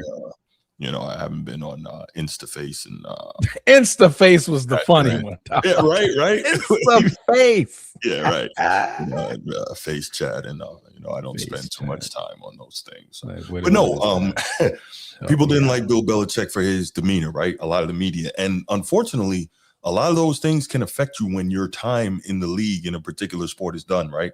Kareem Abdul-Jabbar, unfortunately, he kind of faced backlash for that because he was another guy that's kind of surly with the media and stuff. So they can affect how you are viewed through the lens of public opinion. So you've got that, right? But also the bigger point is the two cheating scandals, Deflategate and Spygate. And so I think a lot of people did not like that, did not agree with that. But here's my thing. What's one of the things I always say on this show, Transformer? Be consistent, right? Keep the same energy. That's my thing. So Robert Kraft, he didn't get in on the first ballot, presumably because of, well, he hasn't gotten in numerous times now, right? Presumably because of Spygate and Deflategate. Okay, whatever. And now Bill Belichick hasn't gotten in on his first time. And then there's another guy. I thought that's where you were going. And we'll that was where I was going. Okay, so I'll let you lead into that. But here's the thing, you right? finish that out. I like the way you were thinking. There's another guy, Thomas Edward Patrick Brady Jr., as Skip loves to say. The great Tom Brady, arguably the greatest quarterback of all time, certainly the winningest. His time is coming up pretty soon here. Are they also going to keep him out first ballot? And here's the deal. Here's my question, and I'm going to let you answer this, Transformer. If you don't want to let him in first ballot because of the quote unquote cheating, right? Are you going to let him in next year? Will he have cheated less next year? Will the cheating go away between this year and next year? Go ahead, Transformer. No, yes, because that's my entire problem with this. Okay. The cheating is still there. No matter how many times you vote or how many times his name comes up on that sheet, the past is still the past. So just because you're keeping him out of the Hall of Fame from being the first ballot, what you gonna say next year? What you gonna say in year 3, year 4, year 5, year 6? As you're gonna continue to look stupid, stupider, stupidest, stupider is most. It's gonna continue to look stupid. You already look dumb as F right now, almost cursed. You look very, very stupid. Because just because you're keeping him out first ballot, your criteria must stay the same because Bill Belichick can't do nothing else for the NFL. That's what I thought. Did he come back? Did he win another Super Bowl without cheating? Did he come back and pass Don Shula for winning his coach between this year and next? Don't think so. Okay. I was don't think so. Friend, you know what I'm saying? That man in North Carolina doing yoga with a young hottie. So what's going to change? Into a football school. What's going to change as far as how you vote him next year? So them 40 votes he needed, the 10 or 11 at this point, if he didn't get the 4, let's just say 11 didn't vote for first ballot. Those 11 guys, what's going to change next year? Nothing. So you're gonna have to kick him back next year. You're gonna have to Antonio Brown or Terrell Owens this thing, and continuously look stupid. But the problem is, no matter how long you, to your point, Transformer, no matter how long you don't let the guy in, is something going to change between now and whenever you decide to let him in? That's the question. Is Spygate going to magically disappear from all our memories? Is Deflategate going to magically disappear from all our memories? Is all that going to go away? Because if he wasn't good enough to get in this year and nothing changes, he can't. You understand where you get it? Oh, man. And then we're going to have a bigger problem when Brady's time comes up in a year or two, right? Then what? He was that quarterback. He's going to go in first ballot, Transformer. You know that, and I know that. Meanwhile, he was there during Spygate. He was there during Deflategate. He was there. Didn't Richard Seymour get in the Hall of Fame? He did, right? No. Did he? I don't think he did. Let's find out. Did he? I don't think he did. Richard Seymour. But no, man, this is such a travesty, man. The reason where I was going with this was that means every single player who played on those teams, Richard Seymour is a Pro Football Hall of Famer. He got in 2022. Okay. So how'd he get in? Right? He was technically a cheater too, right? How'd he get in? I don't know. Okay. So you understand where we're going with this. This is incredible. I had hold on, let me pull it back up. I had because I was talking to my a colleague of mine, and I wanted to discuss a little bit more. So man, you got the winning. You're like, okay, man, he's one of the most winningest coaches. Yeah, he's one of those. He's got the most Super Bowls, yes. But I wanted to take a look at his coaching tree. Oh, don't do that. That's not gonna boy, oh man. That's not gonna go well, Transformer. That's not gonna go well. No, it's not. So anybody ever heard of the Alabama coach by the name of Nick Saban? I think I heard of that guy somewhere before. Yes, I think I did. He probably did. I think he did. I think he did. Nick Saban? Nick Saban? Did you know he was a Bill Belichick assistant? Oh, I was like, what is that? I'm sorry. Go ahead, man.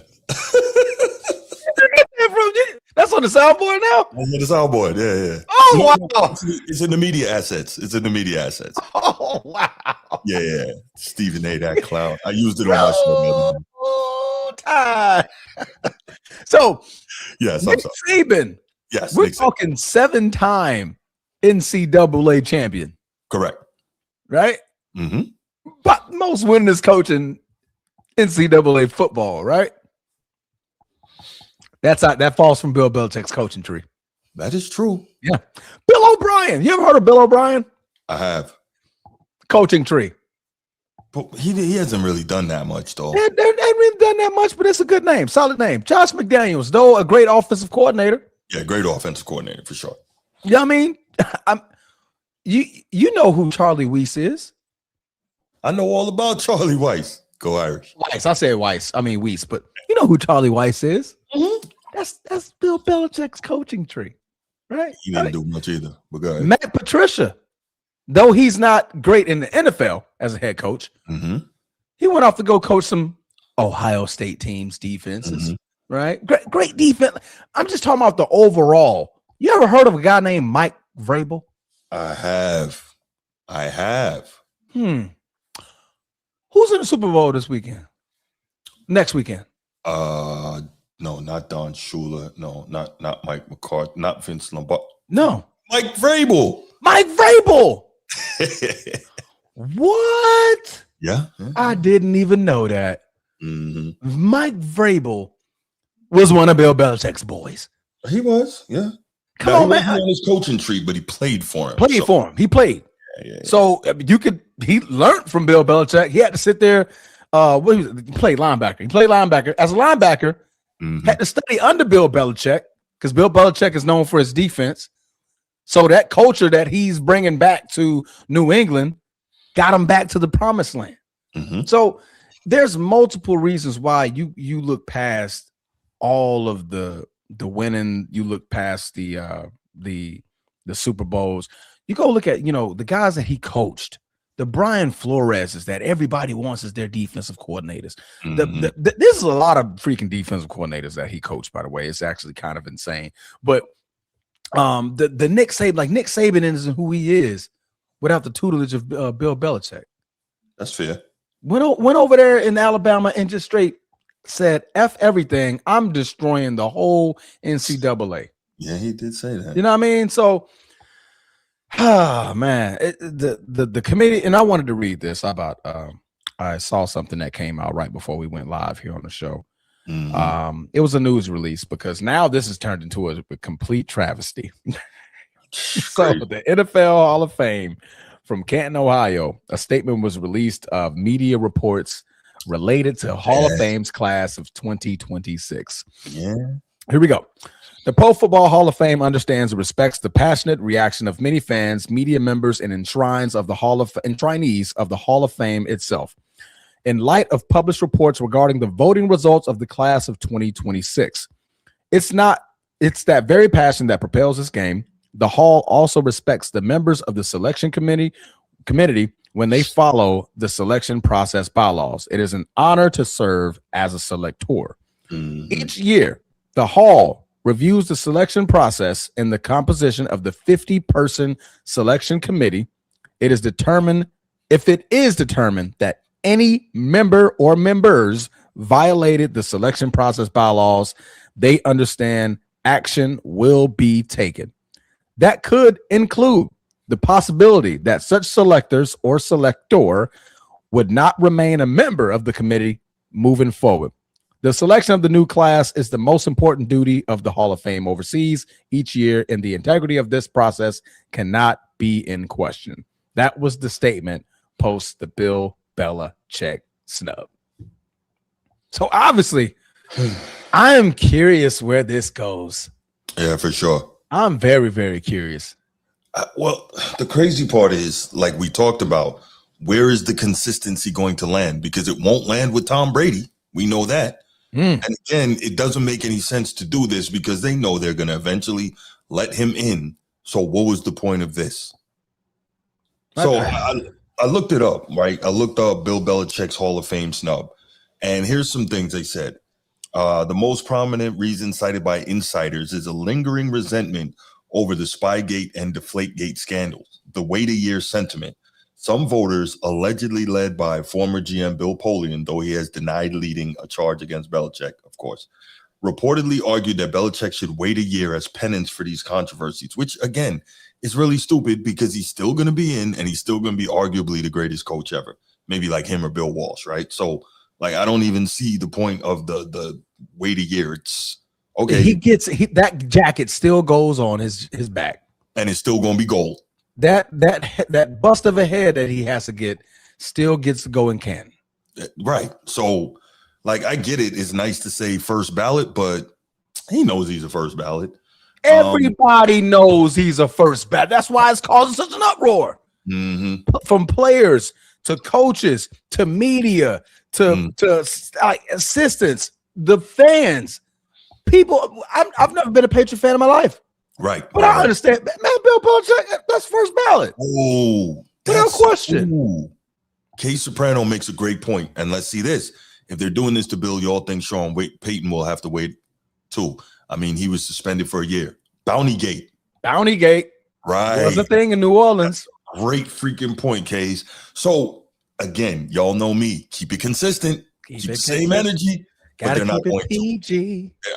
I'm starting to believe that it's a futile effort to believe that human beings can be consistent. Most human beings don't even try to. Nobody can be consistent 100% of the time. I get it. But most people don't even try. And to me, that's the annoyance. But it'll be what it'll be. Okay. So the next thing, a flawed voting process. Now, this I didn't know. The 2026 cycle used a newly revised voting system that significantly impacted the math for coaches. The grouping system. Instead of a simple yes or no vote on individual merit, the new rules pitted the coach finalist against a contributor finalist. For example, Patriots owner Robert Kraft and 3 senior player finalists. Interesting. Limited votes. Selectees were only allowed to vote for 3 out of the 5 individuals in this combined pool. This forced voters to choose between Belichick and his longtime boss, Robert Kraft, or aging senior players whose window for induction was closing. That's interesting. Yeah. They complicated the whole thing instead of just yes or no. Pretty much. That's what I'm do too much, right? Bill Belichick is going to be a legend of this game. He is a legend of this game. And for them to now, whatever bullish that you just said, bull dookie, doohickey. Right. That man got 8 freaking Super Bowls. 6 as a head coach, 2 as an assistant defensive coordinator. That's right. Spygate and Deflategate was just 2 years. So if you take 2 of them away, he got 4 Super Bowls as a head coach and 2 as a DC. Right. Easy maths. First ballot. Work. Easy maths. If you want to just complicate things and just take 2 years away, it's still 4 to 6 championships. Yeah. Come on, man. I'm curious. Is this noise still going to be as loud? Is the music going to be playing this loud once Tom Brady has to get voted for? No, it's not. You may have not being consistent. You may have a couple who, try to be consistent and say, no, we're not voting. But my thing is, again, if you're not going to vote him in and nothing can change, then don't ever vote him in. This stupid wait a year thing doesn't make any sense to me. When it still goes and it gets enshrined. And I can't wait to hear Bill Belichick's speech next year. He petty. It's going to be interesting. He's a low-key petty dude. He's a petty dude, bro. They better hope that he's not able to make a speech. And so you fined me $500,000, the largest fine in NFL history for Spygate. I didn't spy on anything, but I'm just better than all of you. So, and it just wear all 8 of them too. Right. I would just wear all 8 of them. Like, just come in that joint like.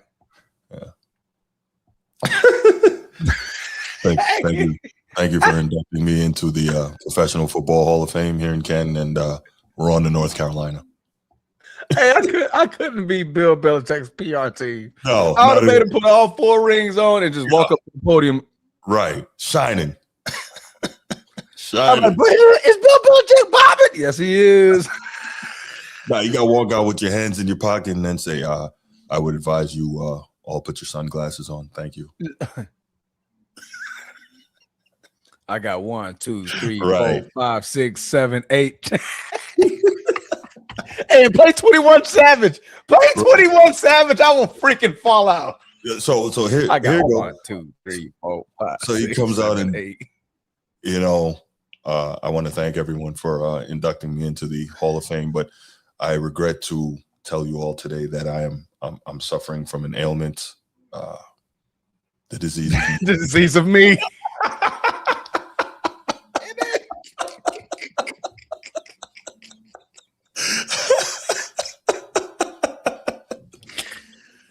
Yo, hey man, I might go get tickets, bro. Hey, man. With some slugs in, Mike. Said put some slugs in, put a hoodie on. He was fond of that hoodie, man. Just come up, man. That's hilarious. Hey, come out there, just bob it, bro. You know what, Cage? You're right. He should.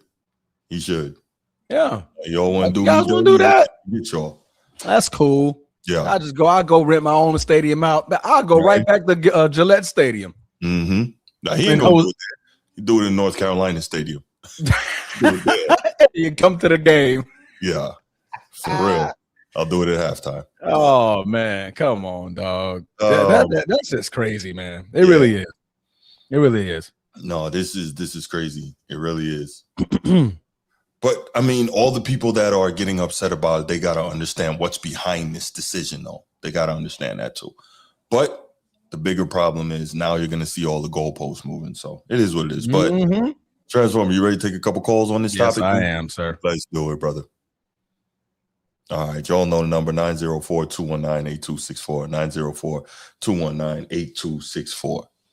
Bill Belichick, the disease of me. Hall of Fame. So let's get it. Chief, good evening. Good evening there, Bruce. How you doing, man? Oh man, I'm mad as hell about this Bill Belichick thing, and I ain't even a Belichick fan. Not a Belichickian. I'm not a Belichickian, but I was mad. But something I did my homework before the show. Okay. Do you know they only got 5 first Hall of Fame coaches? I was 4. First ballot? I didn't know that. Who are they? Bill Walsh, Chuck Noll, Bob Shula, Don Shula, Vince Tom Lombardi, Landry, George Halas, and Curly Lambeau. Yeah, Lambeau got it. Vince wasn't first ballot. What? Yeah, Curly Lambeau got it. Wasn't first ballot. I was like, what? That's crazy. You said George Halas, right? George Halas. Okay, Papa Bear. Oh, okay, that makes sense. Yeah. So out of those guys, only those two, Halas and Lambeau, I guess they didn't have the Super Bowl. Right. But the other guys did. But Tom Landry, I guess they gave it to him because he was an innovator. Don Shula had a winning record at the time. But I thought somebody like Bill Walsh, I thought Walsh and Belichick, they deserved it. I would have thought Bill Walsh does. Look at how Bill Walsh has affected the game. There's so many people off of his tree running his scheme. So, yeah. Bill Walsh got inducted 4 years after retiring. Vince Lombardi got 3 years after his final season. Yeah. But that's just the way the NFL does things. They get, we're going to make you wait. Stupid. Yeah. That's for coaches. I think the standard is a lot harder because I get it. You can come back a lot easier as a coach. That makes sense. Right. But that first time up, unless you are super transcendent in the old guard's eyes, right? They're not gonna move it. Now, personally, I think Walsh and Belichick are the greatest in the modern time, modern era because they innovated offense and defense. So I would have had some. If I was a voter, but I just didn't like it. And you guys kind of took my thunder with Tom Brady. Tom Brady seated, are they going to change it for him? No. Oh, he going in first ballot. You already know that. All right, Steve, man, be blessed, bro. Oh, he said no. Yeah. Okay. Rockets are on. but that's just show you how the NFL is the good old boy system, and the emphasis is old. The good old boy system. Right. Emphasis is old. That's a fact. The emphasis is old. Yeah. No doubt. Jesus Christ. That's about all I gotta say. I'm mad, but it'll get there. But I just don't like the way they do certain things. Agree. Like they're moving the goalposts. No, I'm with you. I agree wholeheartedly. I appreciate the call, Chief. All right, brother. Talk to you later. Okay. ESPN got you. It's a good call. What did ESPN do this time? I don't know. I keep playing ads every time I click open up a new box. Oh, okay, man. I just had to download freaking ad block, total ad block. I can't take it. Bruce, what up? I'm gonna keep it short and sweet, right? Mm-hmm. Listen, this is simple. We all know everyday life is simple. They just don't like him. That too. Bill Belichick is not a likable guy. No, he's not. It's just simple, bro. We all know he's first ballot. The powers that be, the people have the power that some 10 people just don't like him. Right. It's That's crazy a personal thing then. Simple. What is you gotta be 50 and 50, right? 40 out of 50. 40 out of 50, yeah. Sorry. Yeah. Oh, he got 40 out of 50? No, you got to get 40 out of 50. You have to get 40, and he didn't get that. So how many votes did he get total? I didn't disclose it. They just said he didn't get the 40. He didn't meet the threshold. Yeah. Those 10 people just don't like him, brother. It's simple. Plain and simple. They got the power to not like him and not vote him in. Period. Ain't got nothing to do with no Blake Gate. I don't care, Bill Poley and his word ain't no good anyway. He always saying crazy stuff. Yeah, simple. They just don't like Bill, man. And he's not, we all know Bill is just not a likable guy. From the outside looking in, he rubbed some people the wrong way. That's all I got to say. Clearly. That's all I got to say for real. No doubt, man. I appreciate the call, Bruce. All right. Thank you, bro. All right. Man. Very much so. All right. You ready for the main event, Transformer? I'm not. I'm actually curious. What you mean? Well, I'm curious. I don't even know what this is about. Ramona Shelburne. So, okay, y'all, here we go. LeBron James. LeBron James Jr. Okay.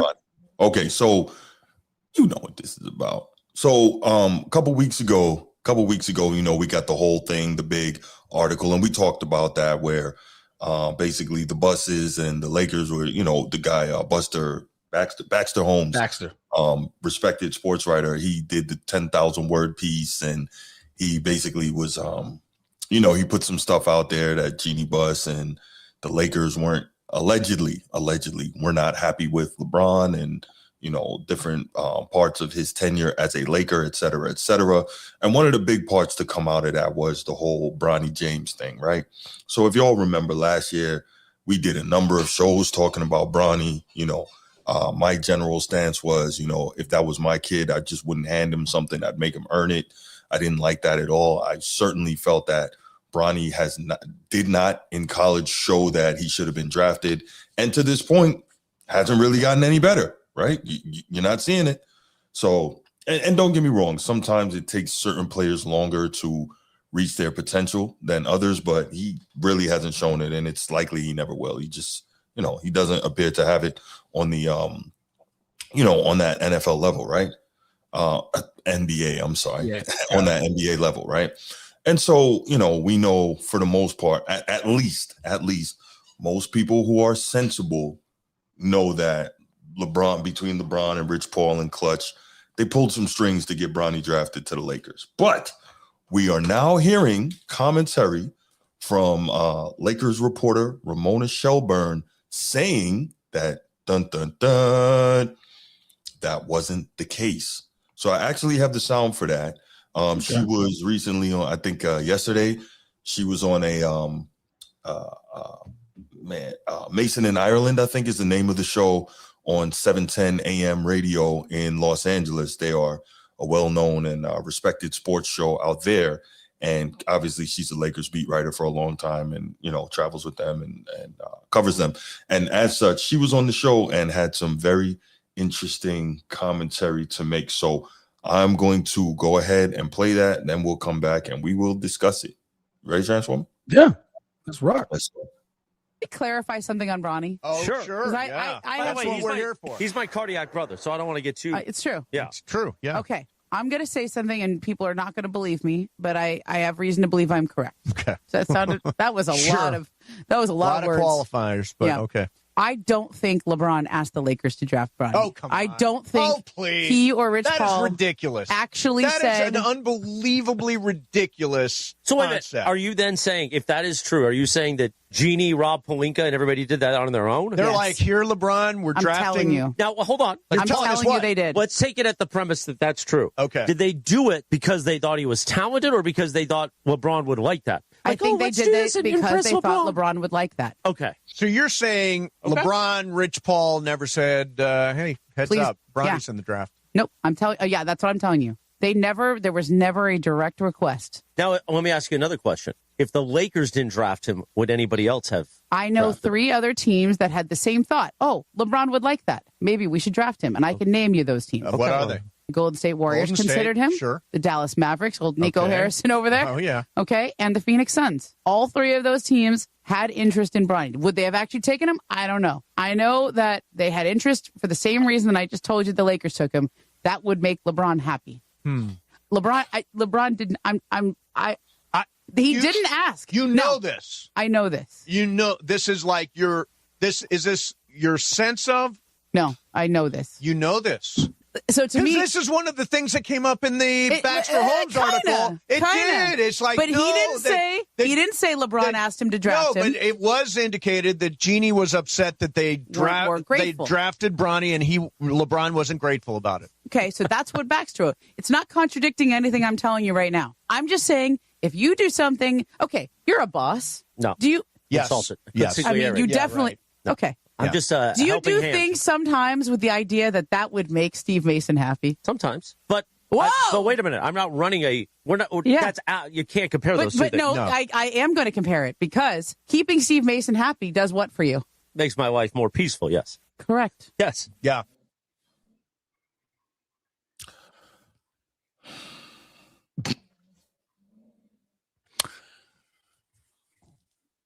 Okay. Where is she getting this information from? She clearly believes she has a source. And this source has to be the source. And what I mean by the source, like you heard this from Rob Pelinka, or Jeannie Buss. I think she's supposed to be pretty tight with Jeannie Buss. So she's saying, I know, but I don't know. So, okay, here's the deal, right? We can play the semantics, right? Because we know that LeBron often has his fingertips on things, right? His fingerprints on things, but he has the plausible deniability because he, we know that LeBron didn't go to them and say, draft my son or else. We know that. He's not going to do that, right? Yeah. Now, Rich Paul may have insinuated that this needs to happen. So here's the deal. If they weren't trying to bully foot the Lakers into drafting Bronny, why would Rich Paul go to these? First of all, a 55th pick, a guy who probably wouldn't have got drafted overall. Since when does he get the right, a 55th pick, a guy who is that low, to only work out for 2 teams? Does that sound normal to you? If you're going to get drafted that low, you're trying to work out. Working out for every team. Thank you. All 32. Right. To see, hey, maybe I can just hang on somewhere because I have a great shooting night, right? I'm going to give everything I got for everybody out here. Try to get in the league. Because what did he say? All I want to see is my name called, right? That's what Rich Paul said. Bronny said, all I want is to hear my name called. So what would you do to increase the odds of that happening, right? You would work out for as many people, as many teams as possible to increase those odds. But we know for a fact he only worked out for the Lakers. He only worked out for the Suns. Very interesting. And then we also know for a fact, because former Warriors GM Bob Myers said it publicly on draft night, that Rich Paul was calling other teams and telling them, do not draft Bronny or he will go play in Australia. What? Seriously? Because actually the Warriors actually were, because I remember that article, the Warriors were actually looking at him, picking him up. Right. They were considering that.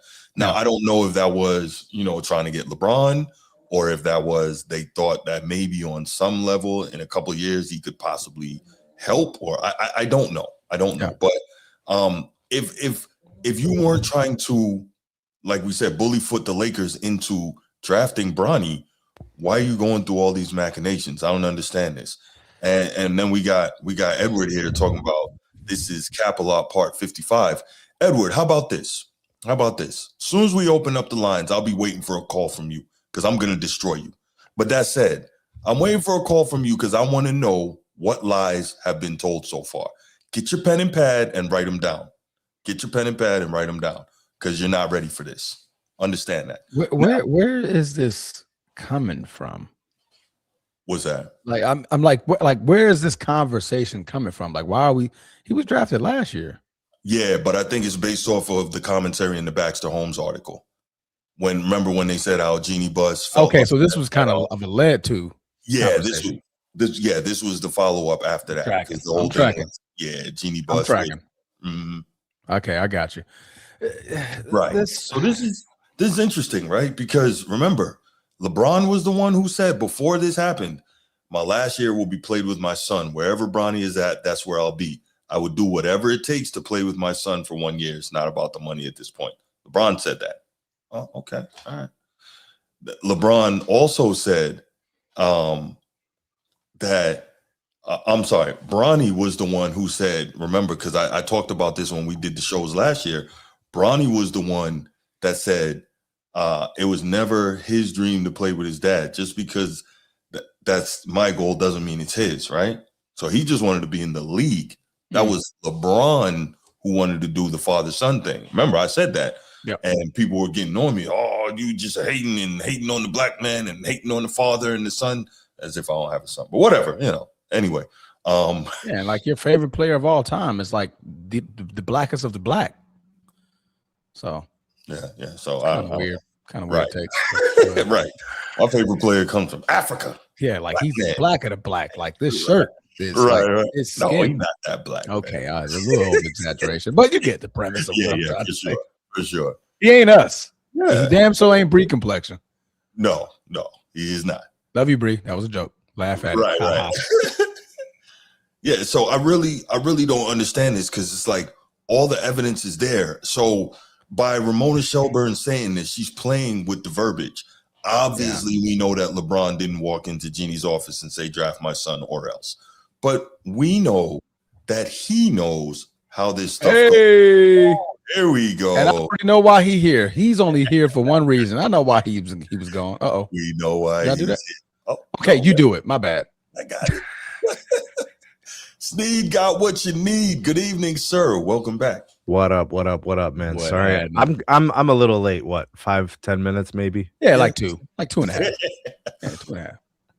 My bad, bro. Good to have you here, man. Good to be here, man. I got to listen to part of the show. Okay. So I got the vibes. All right. So I'm up to speed. Up to par. Up to speed. Yeah. Okay. All right. Yeah. For Edward, listen. Don't quote Gucci Mane, man. No pen, no pad. That's why he raps like the way he does. Come on, man. Anyway, don't do that. So, where did Steve go? I'm here. Okay. Yeah. So, what are your thoughts on this LeBron thing and Ramona Shelburne's latest commentary that she knows LeBron and Rich Paul didn't have anything to do with the Lakers drafting Bron? This is crazy. These stories are kind of wild, bro. You guys ever used to watch those soap operas back in the day? Well, as the world turns, God. The Young and the Restless was a big thing. Yeah. I feel like it's starting to feel like some of that. But sure. What's happening now is it's getting messy because it's over. Like now it's like the end of the relationship, right? Like everything starts to come out. Nobody holds anything back. Everybody wants to get the upper hand. Mm-hmm. You know, I'm leaving them. They're not leaving me. You know, like it has a lot of those vibes, bro. It has a lot of that aura. It's the interesting thing. Ramona's pretty well connected. Yeah. She's always been really close to people at the Lakers. Mm-hmm. I wouldn't be surprised if she has an almost direct channel. That was my premise. Yeah, she has an almost direct channel to Jeannie because she's been there for like 30 years. So, and she seems like that type that would have little people like that she would be speaking to. Yeah, and she may have told certain people not to say something, but we've heard things about Jeannie and the organization before. Stuff that leaks out, it's messy, it's bad. Jeannie's a little reckless. I think Jeannie talks too much and says too many things to people. I can see that. Yeah, I think she talks too much, and I mean, it's the Lakers. It's already high profile. It doesn't need this kind of thing. But and we know that LeBron's got petty ways too. So, you know, him to come out and say, you know, he didn't. Okay, I'm not surprised by that. You know, are you asking me who I believe or what I believe? Yeah, or just look, nobody was drafting Bronny, bro. Yeah. Nobody was drafting Bronny. That's what I'll say, bro. Right. I mean, he averaged like 3 points a game at USC. 4.5, I think, but yeah. Yeah, 4.5. It was 4 something. Who was clearing space on the roster to accommodate him and then give him 4 years guaranteed? That's not a favor. That's love. Right. That's like, but that's love, man. But here's, and Transformer, you know this about the Lakers. Jeannie, her dad, they do try to cater to the stars. They do all the time. They do. Before I trade you out of here, I'm gonna get the best I can up out of you, and I'm gonna cuddle you until I can't cuddle you no more. Yeah. When Kobe got mad, what happened? They did everything. They did everything for him. They did everything. I mean, they got rid of Shaq, bro. they could have worked it out. They could have worked it out and probably won a couple more. But Kobe said no. So, I mean, who the hell moves off of a player who goes down as one of the best centers to ever play? Was he 30 yet? Yeah, he was 30. He was about 30, maybe? About 32, maybe 33, somewhere around there. So you could agree there's a couple of good runs left in there? Yeah, I mean, obviously he went to the Heat and did it. That's what I'm saying, 06. bro. That's what I'm saying. So I'm not 34 at that point, 35. I think she's got a little buyer's remorse because they didn't get more than one title, and now she's a little sour about it. But that's not how you do it. I don't think LeBron moves nicely either, but I don't think Jeannie knows what the hell she's doing. I think she's a mess. Two things can be true. Yeah, I think she's a mess, and I think LeBron and Clutch and all that, they're very, Yeah, he was 32 when he went to Miami, so yeah, 32, and he won the second title in what 06, so he's 34 at that point. Yeah, 33 because that was that year because he was first team All NBA. So he was first team All NBA all the way up until the age of 33. Yeah, 2 years after he was removed from the Lakers. I just need everybody to understand the Cavs don't want LeBron. It's over. He was here. You don't want the Cavs. They do want him. No, they don't. No. See, you know what, bro? Transformers trying to dump his junk on you, man. Don't take it. No, I'm not. Pause okay, that. Okay, first of all, pause. That's crazy. All right, that was crazy. That's crazy. Yeah, that's crazy. Matter of fact, you know what? No, I'm just gonna go ahead. I was thinking more like, throw it out the trash, right? Yeah, right. Like okay, all right. You ever see somebody dump their trash on somebody else's lawn? I'm out of here. Truth be told, LeBron's not a trash player. He's a one-sided player. He can give you some offensive output. I watch him play defense. Not tonight. Y'all kick that ass. I watch him play defense. He can't do it consistently. The effort's not there all the time. It's just literally it's physics. It's physiology. He's an old player. He doesn't fit what the Cavs are doing. The Cavs they're developing young guys off the bench right now as we speak. We're talking about Jalen Tyson. We're talking about Craig Porter Jr. Right? We're trying to figure out if we're going to use Sam Merrill, DeAndre Hunter. We've got guys that we're trying to develop. We got Darius Garland. We got Jared Allen. We have a roster. We're trying to fit things. We don't want someone to come in and upend the philosophy of the team. LeBron changes everything.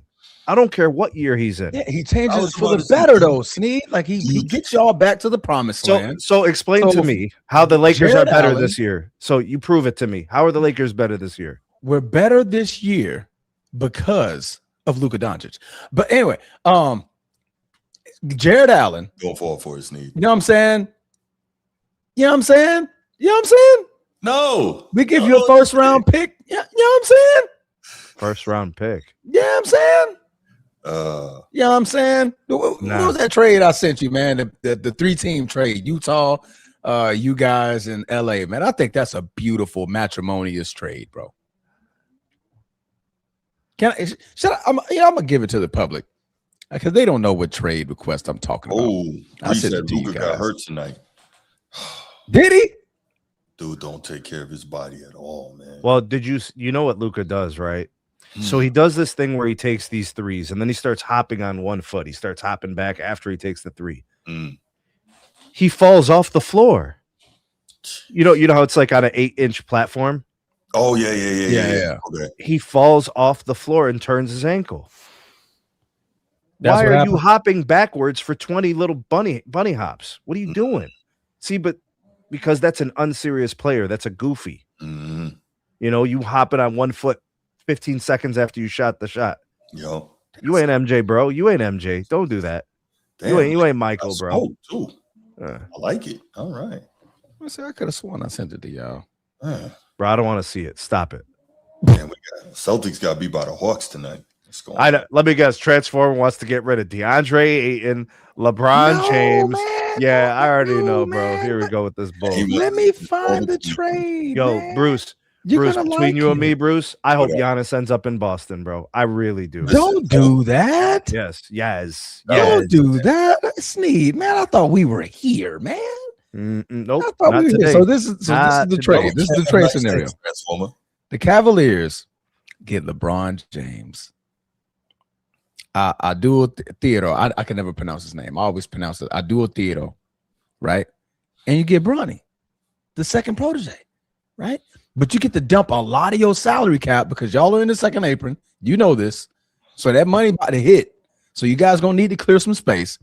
The Lakers, we get Lauri Markkanen and Jared Allen. That's it. The Jazz, they come away with DeAndre Hunter, Max Strus, Lonzo Ball, Sam Merrill, Gabe Vincent, and 2 of our first-round picks. I think that sounds like a beautiful trade. That takes y'all out of the apron. That takes y'all out of the apron, right? Next season, LeBron contract falls, so now you can sign him back for cheap. Now y'all can go add more pieces. Okay. Right? We get to get off LeBron James' contract. You're not talking we get to sign Lori Marketing. Transformer. We're supposed to be talking about this drama with Ramona Shelburne and her foolish. I'm trying to sell Sneed the bridge right now. Down. I'm just trying to. I got love for my boy. Man, they kicked the ass tonight. I should be talking shit to him right now. But they kicked the ass. Transformers straight up doing stand-up comedy right now. He's up here doing a whole thing right now, telling jokes, bro. Yeah, listen, Sneed. But that's an actual thing. Like, I'm reading something. Sneed, he's trying to your bridge, man. Don't bite. I got Transformers like, yo, man, I got oceanfront property in Idaho right now. What's your name on it, bro? In Idaho. Don't do it like that, Sneed. Sneed, don't do it like that, bro. Oh my gosh. Yeah. Yo, I'll sell you Tibet right now. Right now. I got Tibet for sale. I thought we were here, bro. Let me find out Sneed got the contract on Greenland. I'll tell you what, bro. Me and Transformer probably see football exactly the same. It's crazy. The way we watch football is like identical, but you're trying to play me. That's funny. Hey, fun fact, y'all. What game was we watching? It was the Seahawks and the Seahawks game. Yeah. And literally every time I'm about to say something, Sneed was saying exactly what I was saying. I'll send it. Or I'll say something, and like the second later, Sneed is saying the exact same thing. I'm like, Transformer, finish my sentence, bro. Go ahead. What am I about to say? I'm about to say this. Like, that's exactly what I'm about to say, man. Yeah. Every time I said, yep, that's because you said it first. Yeah. And I replied the same way, like, yep, thumbs up. Yep, there you go. That's exactly my premise on it, man. Yeah. Yo, man, the Lakers are a messy franchise for now. Yeah, right? For now, yes. For now. They have to build that roster in a specific way for them to be competitive, you know, to make title runs. But there is proof and evidence that, you know, they've done it before. Yeah. You know, they won it in 2020. Luka has gotten to the finals. So there's things there. But when you're not winning, you get stories like this. You get the Genie bus, you get the LeBron stories.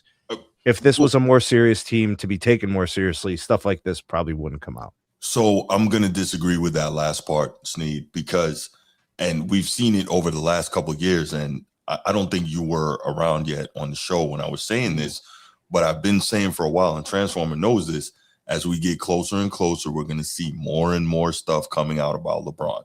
More and more people are going to feel comfortable telling what it is. And I've just been sitting back and I've been watching because all this is stuff I've been saying for years. And I was a hater and no one believed me, but we're seeing it more and more. So I'm just kind of curious to know. So here's why you're not wrong. When he was in Cleveland the first time, I'm talking in 2007, 2008, 2009. I know for a fact that LeBron was acting a fool inside of team meetings. He was spitting spitballs and throwing paper at people in defensive film sessions. I can see it. I know that for a fact. And he was protected here. He's the golden child, right? Right. People literally say that Cleveland's his hometown, even though he's from Akron. He's not from Cleveland. He will tell you he's from Akron. Yeah. Cleveland is not home. He says it all the time. People need to stop that. He's not from Cleveland. He's from Akron. Well, for those of us the kid from Akron, that was the kid from Akron, exactly. For those of us who aren't from that area, you know, most people are just going to say, you're within an hour. Okay, that's home. You know what I mean? It's literally the same as somebody saying they're from New York, but they're from Buffalo or Syracuse. Well, you're not from New York City, bro. I get it. It's the same. So people act like there's this this thing about LeBron and home, and you know, especially in that first time, you know, in that first round in Cleveland, he was coddled. Oh, for sure. Time he asked for Anton Jameson, they gave it to him. He asked for specific players, they brought them. They brought him an all-star point guard. They brought him an emerging shooting guard, all NBA defensive player in Larry Hughes. They had the top 3 defensive team and rebounding team every year for 4 years straight. Hey, man, stop ruining the narrative, Sneed. What are you doing? Out here telling the truth, man. Cut that out. So he was coddled and given everything, still left. Right? Goes to Miami, splits, takes 2 out of 4, quote unquote, learns how to win, right? Wins one in Cleveland, wins one in LA. If you're winning, all this stuff gets overlooked. Once you stop winning, now people got smoke for you. What you're talking about, Bruce, is really simple concept. The reason people feel comfortable is because they're not afraid of him anymore. The reason they feel comfortable talking down on LeBron is because he's at the end of the line. But he hasn't adjusted his behavior, though. He's still acting like he's at the front of the line. So what? But that's why him. No, I'm saying that's why people are talking how they're talking. That's why they're, like you said, they're not afraid anymore because he's at the end of the line, but he's still talking like he's at the front of it. He hasn't. Bro, I don't remember Kevin Garnett. I don't remember Kevin Garnett saying all that much while he was playing LeBron. It got really loud recently. The whole like new juice and all that other stuff he says, right. Like that's because he feels comfortable doing that now. Because LeBron's not winning anymore. Right.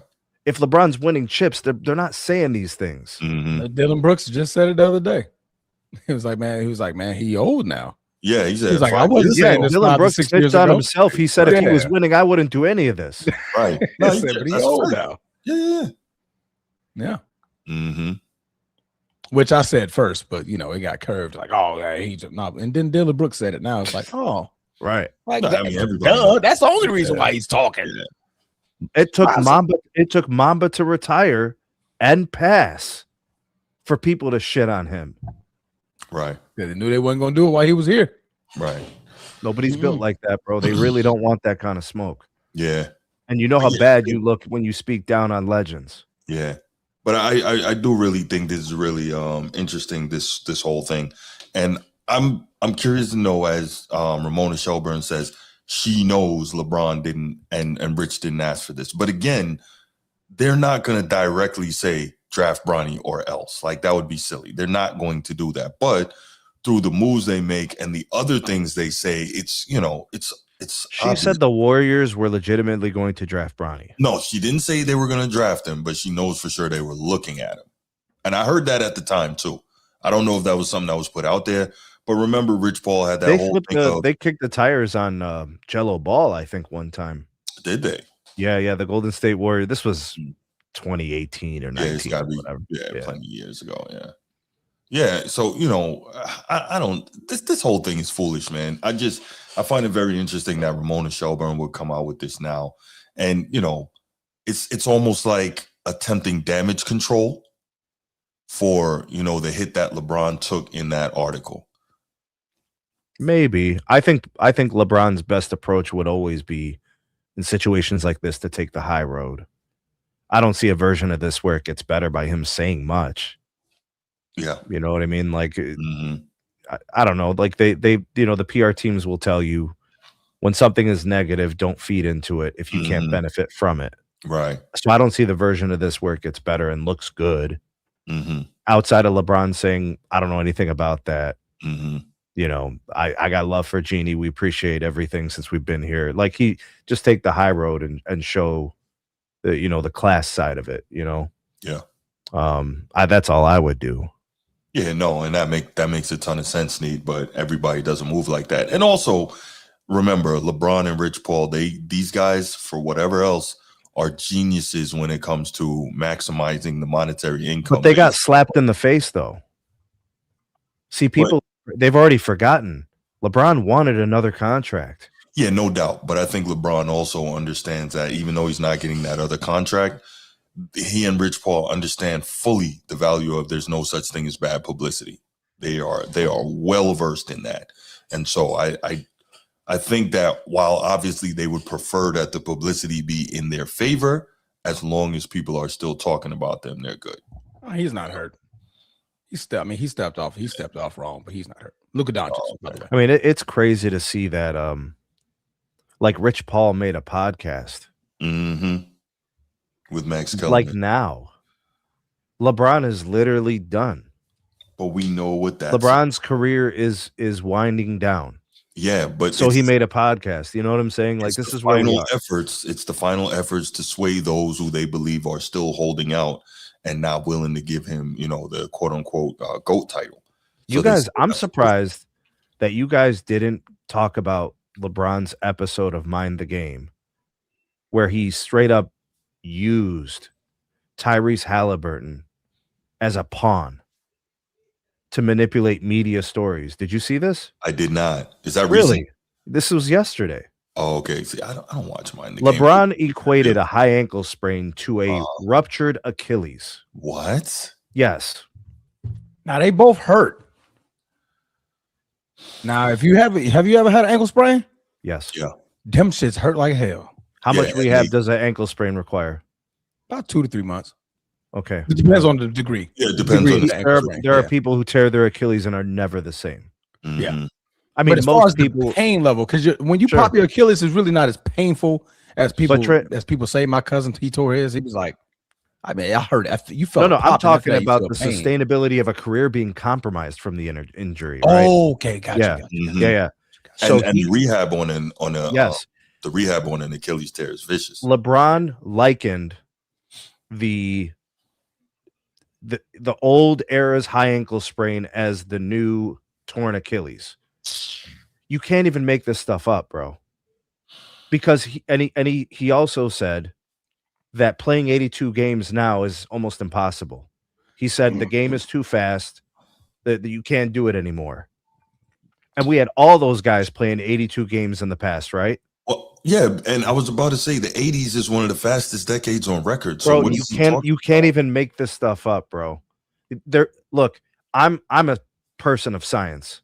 Mm-hmm. As someone who teaches the process of science, you need evidence, proof, support, and data to make claims like that. You have to prove to me, yes, you need to prove to me with indisputable evidence that statement is true. That statement is completely opinion. It is not only not objective, but it's false. There's nothing, no proof or evidence that exists to prove that point. You know, people don't feel like they need evidence or proof, Edward. They just say stuff all the time. The players can play 82 games now, just don't want to. Correct. They don't tell you the truth because they don't want to admit that they're cheating the fans. That's what all this boils down to. I heard J.R. Smith call playing 82 games barbaric. Yeah, you said that last week. Yeah. I heard people tell me that sports they reference it as war, going to war. They like players are warriors. They're playing a game and people don't even think about the things that they say. They don't know what war is, but that's what they do because they want to build up these athletes like they're some kind of hero. They're entertainers. They're playing a game. But this is what this comes back to this point.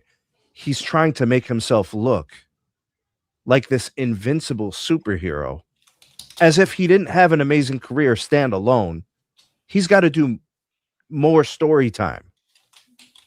And then he brings up Tyrese Halliburton, a sucker. Tyrese Halliburton played the fool, went up there and was nodding his head and agreeing. Played the hell out of him, using him. And here's Tyrese Halliburton. Well, think about it. If you're going on LeBron's show, you know you're told you got to go on there and you got to play along. You can think about whoever goes on his show and pushes back. Nobody. But then you notice that most people that's on his show are folks that are in his camp. Like when they did the barbershop. Those are everybody that he was already compadres with. The Jay-Z's, the Maverick Carters, what's the other cat name?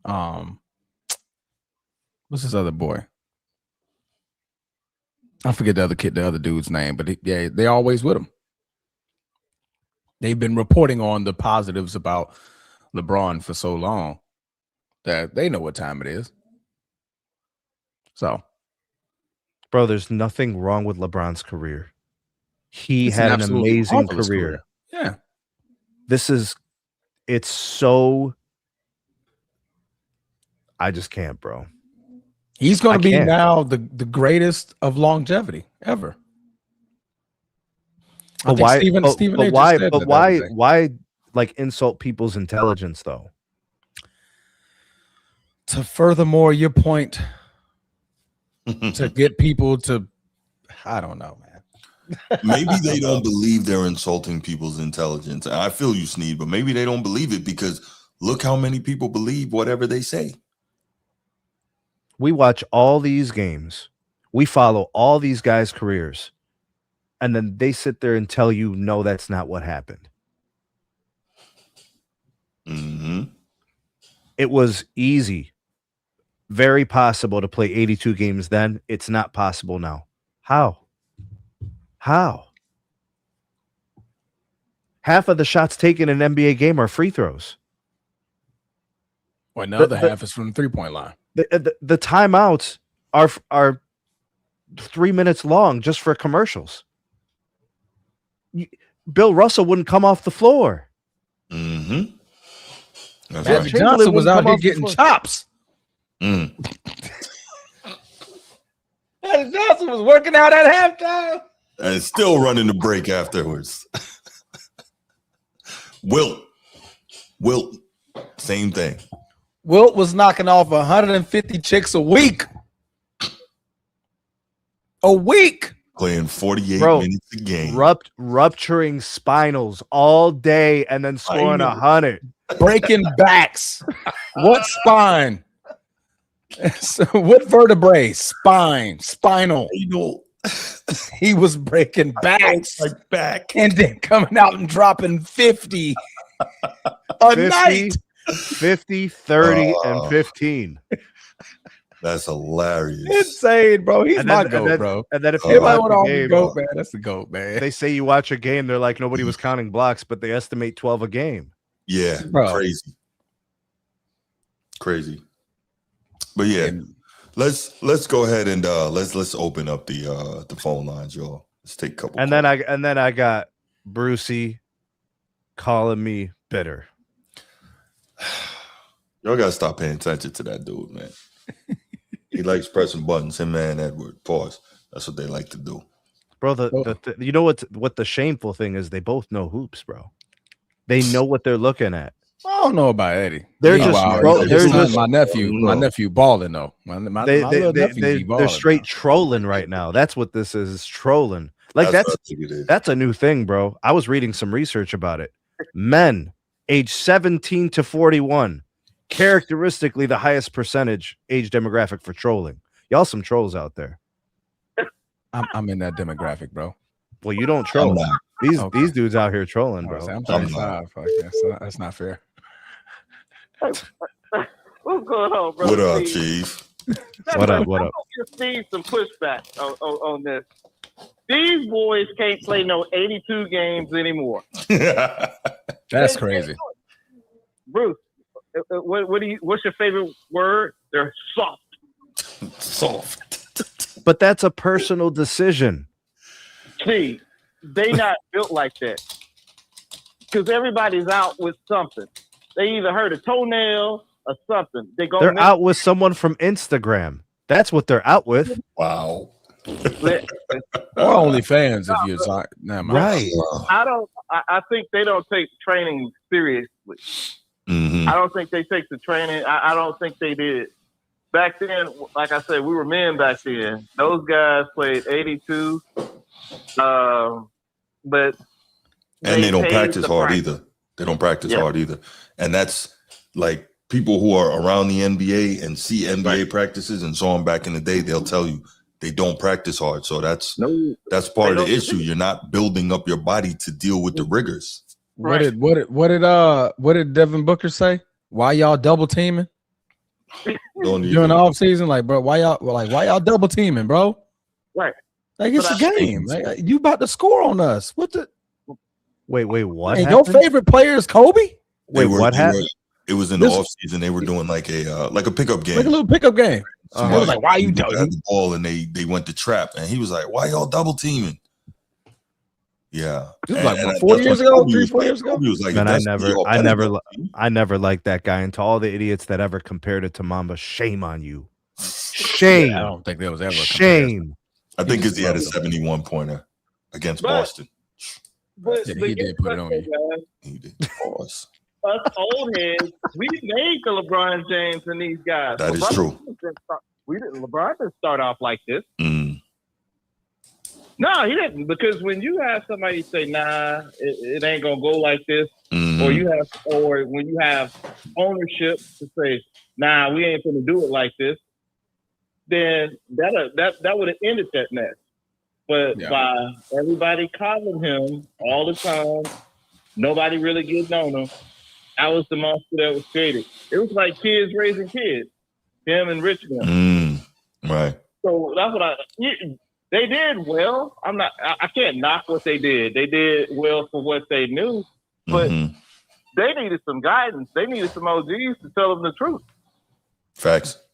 Because, sometimes they, screw your feelings. This is how it goes. If LeBron practiced patience and he grinded it out in Cleveland and he won and he didn't go to Miami, he'd have a lot more respect. We would look at that dude totally differently. You gotta look at it, but nobody ever like, nah, dude, you gotta do this. Nah, dude, you gotta do that. Gifted. But what good is being gifted if you don't have the guidance and the discipline and the organization? Those are things that would set the Michael Jordan, Kobe Bryant, and LeBron James. Right. Athletically skilled, gifted. LeBron is, as Oscar Robertson, he's in the class by himself. But those things right there, we made them. So, and that kind of goes to kind of the thing in raising kids. Sometimes, guess what? We don't want it as hard as we did. Yeah, they did, but they need to learn how to get it out the mud. Yeah.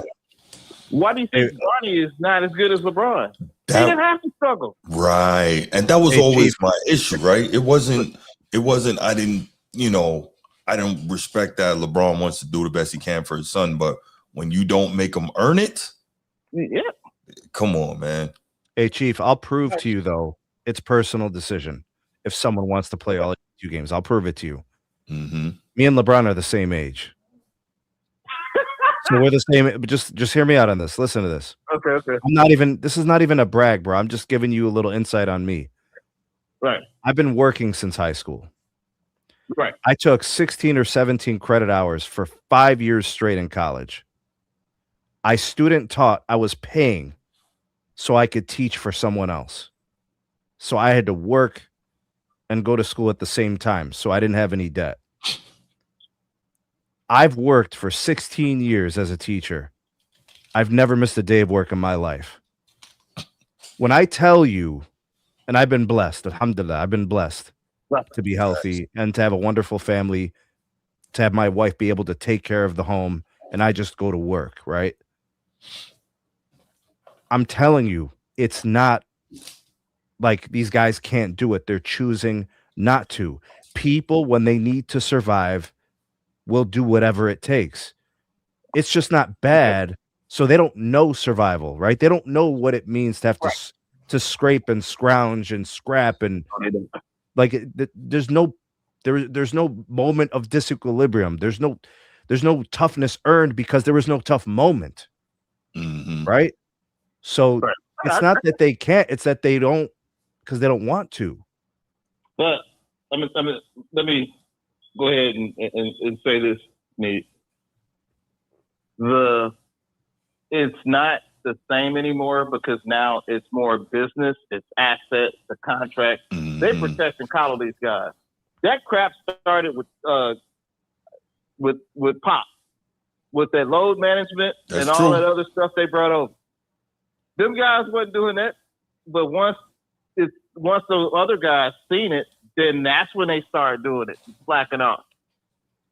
But it's kind of like LeBron. LeBron didn't start off flopping. He didn't know how to flop. When Mono and them other guys, then he tried doing it. Then he couldn't stop doing it. But the difference is, though, he doesn't have to do it, right? He don't have to do it, right. But I'm just saying, a lot of learned behavior comes from the top, then it comes down. So as mad as I could say those kids there, but nobody there really giving them no guidance and sticking it to them. But they're doing it overseas, and you can see the difference between the kids overseas and than our kids now. they even more physical. I remember the time I would be offended if a Euro guy tried to guard me. Mm-hmm. Now the best defender is from Canada. Best two-way player from Canada. Right. So a lot of it, we have to kind of take account on what these young men do and hold them to that standard. But a lot of times the guys at the top, since it's money and let them do whatever they want to do, I think that did it. That's why I said, nah, we were different. We had to get it out the mud. They don't have to. Now everybody gets the sneaker deal. Everybody gets the max extension. They get the Transformer. You see what MJ just did to Zion? No. What'd he do? They cut off his shoe. They did? Yeah. They 3 years too late for that one. Yeah. But they it's just like, you have a few dogs here and there, but it ain't like how it was. I think LeBron, a lot of people say, I think LeBron would have been a better player in the 80s and 90s. 100%. 100%. You know why? Yes, absolutely. He didn't have a choice. Yes. You're right. You're 100% right. Are you saying, I always ask the question, is that if he was raised then or if you took him as he is now and put him No, he would come up then, right? You got to come up then. Programmed like everybody else. Yeah. Okay. He would have been it would have been a different. Absolutely. Right. Okay. Yeah, so, I'm okay with that. Yeah. Right. So it's kind of like what kind of mindset we give these kids. I kind of give LeBron a pass because he has to try to figure everything out on his own with his boys. It's different than having guys. But he didn't have to though, Chief. And the reason why I say he didn't have to, he could have looked and reached out to veterans of the game and said, "Hey, teach me," right? Just like Kobe did. Now, granted, everyone doesn't have the same mentality. I understand that. But I think Kobe grew up in structure, concept as a family too. Right. His father, his mother, military. That's true. Yeah, that's different. See, the thing is, the guy as a LeBron supporter, the thing I got a like from Skip Bayless a long time ago before he changed everything, and I was probably his first and only like. Mm-hmm. I was so angry. I was like, why this boy don't post? Big as you are, you're not doing any post moves. And it took getting shellacked by Dallas before he even developed post moves. Right. If he would have worked on his post game like Mike and Kobe, worked on the mid range, I would say he'd be.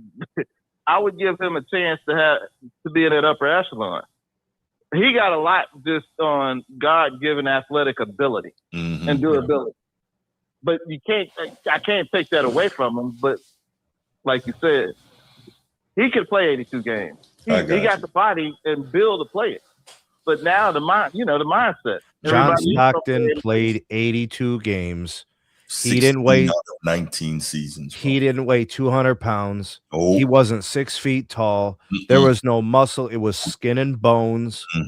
He's a scrawny little white dude from Biloxi, wherever. I don't even know where he's from. Washington State. There you go. He was hanging out with the trees, bro. Wait a minute. That dude was dastardly tough, man. Hey, yeah, they talk about that's a mentality. It's a mentality thing. It's not a physical thing, bro. Bean, bro, I heard the story of what Kobe Bean Bryant told his trainer. He was watching a freaking scary movie. The guy had to rip his eyeball out so he could scan in and get through the door. And he told his trainer, "I'm willing to do that to do it." He said, "I swear to God, I'm willing to do that to get there." He's insane. Bean, we can't expect everybody to be wired like that. But my point is, Bean was not physically imposing. Right. Nah. Bean was he was a prototypical shooting guard size. Yeah. That's all it was. He was the height and the dynamics, all that. That's all it was. He had the same dynamics as Darius Miles.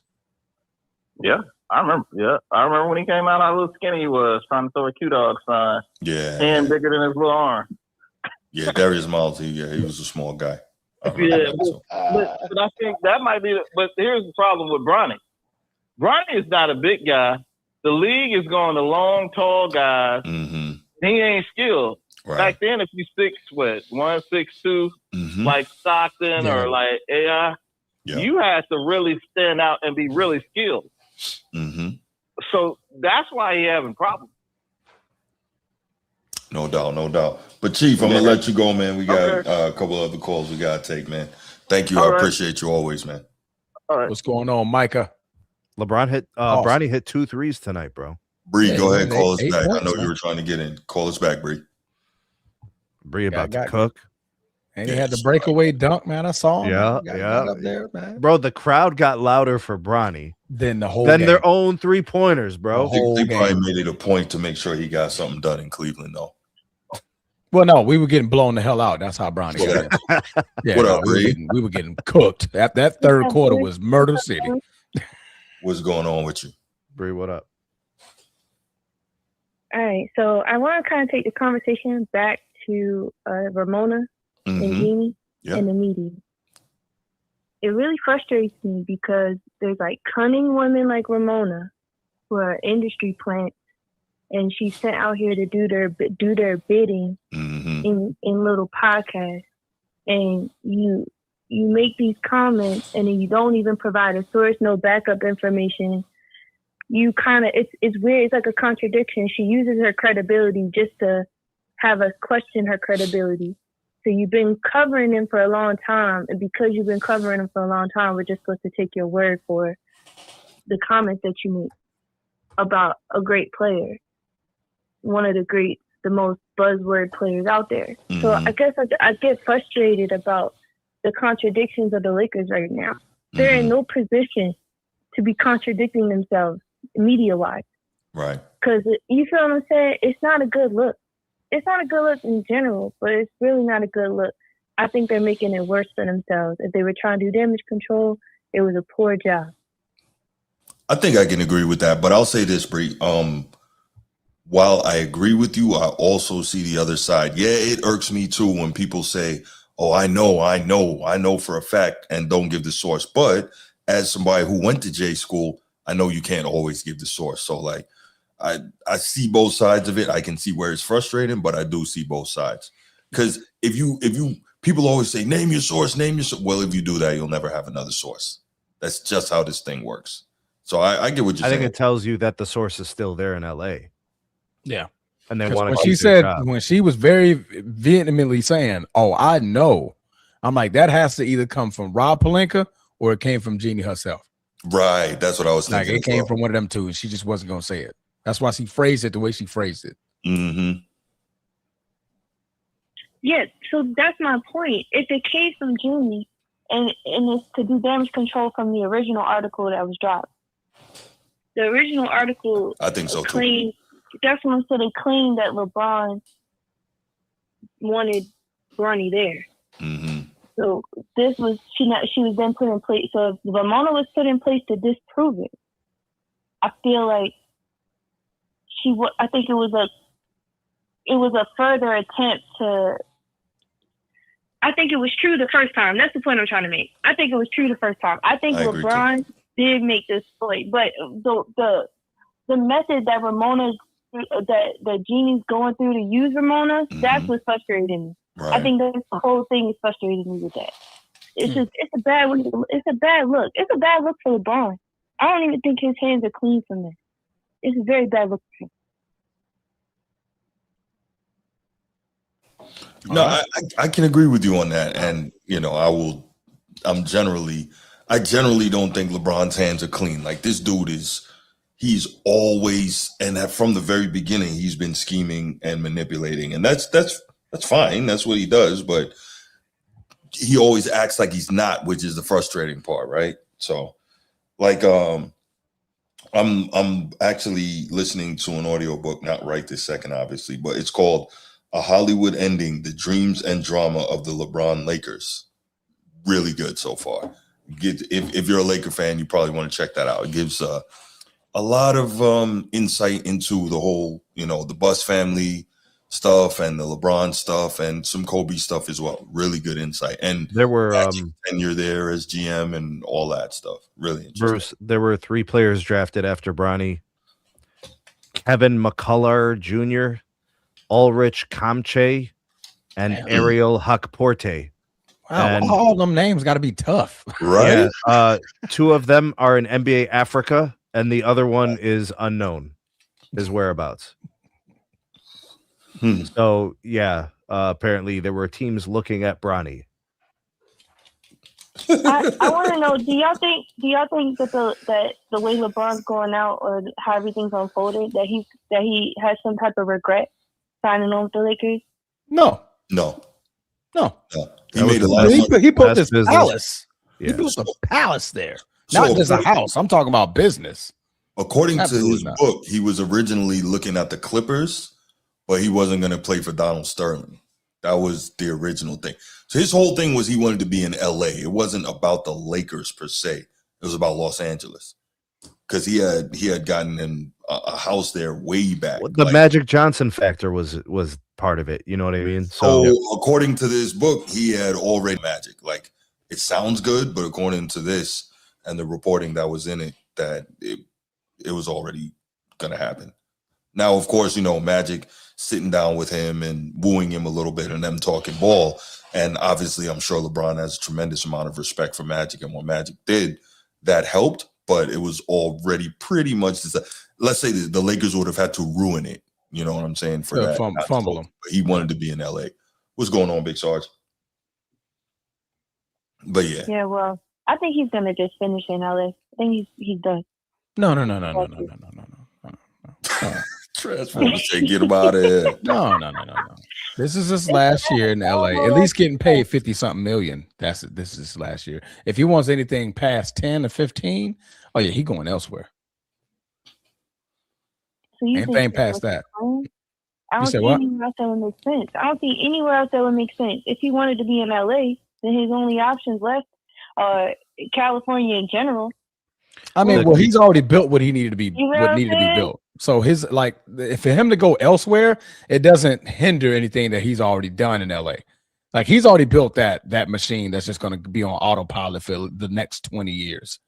That machine he's already built. So at this point, it'll be more so 1-2 final seasons or something like that, a Golden State, or if he wanted to come back in Cleveland or something like that. He just cut back his drinking because of his sciatica. He's not. He cut back his drinking. Yeah, how much drinking was he doing? No, he used to drink wine all the time. I read something about that. Yeah, he used to always be saying he'll go home and have a glass of wine. And he'll think about it. Yeah. Mm-hmm. The point I'm being funny, but I'm being serious. Like, the point I'm trying to make is like he's not going nowhere else. There's nowhere else that would make sense for him to go. There's plenty of places, Bree. Plenty. You were just trying to get him up out of there. No, because he's gonna be a free agent. No. It's gonna be plenty. He can figure it out. It's gonna be plenty of places. You know how many people that can use that market attention? Or maybe that's like 10 people alone. Bree, who is your team? Who is your home team? Well, Baltimore doesn't have a home team, so. So your home team would be the Wizards. I technically don't really have a team. Yeah, I mean, it wouldn't be the Wizards. But that would the John Wall Wizards.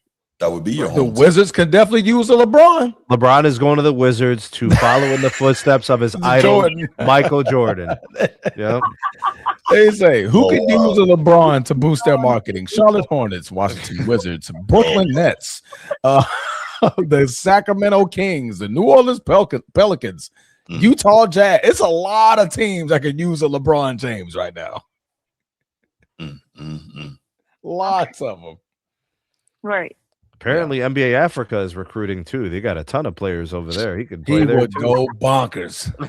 He gonna average 40 a game over there. Bro, what is the name of that team in China? What are they called, bro? Shanghai Sharks, bro. Him and Dwight can fight for the 2010 NBA Finals again, bro. Hey, look, Jimmer Fredette was getting 70 over there, so LeBron to get 100, bro.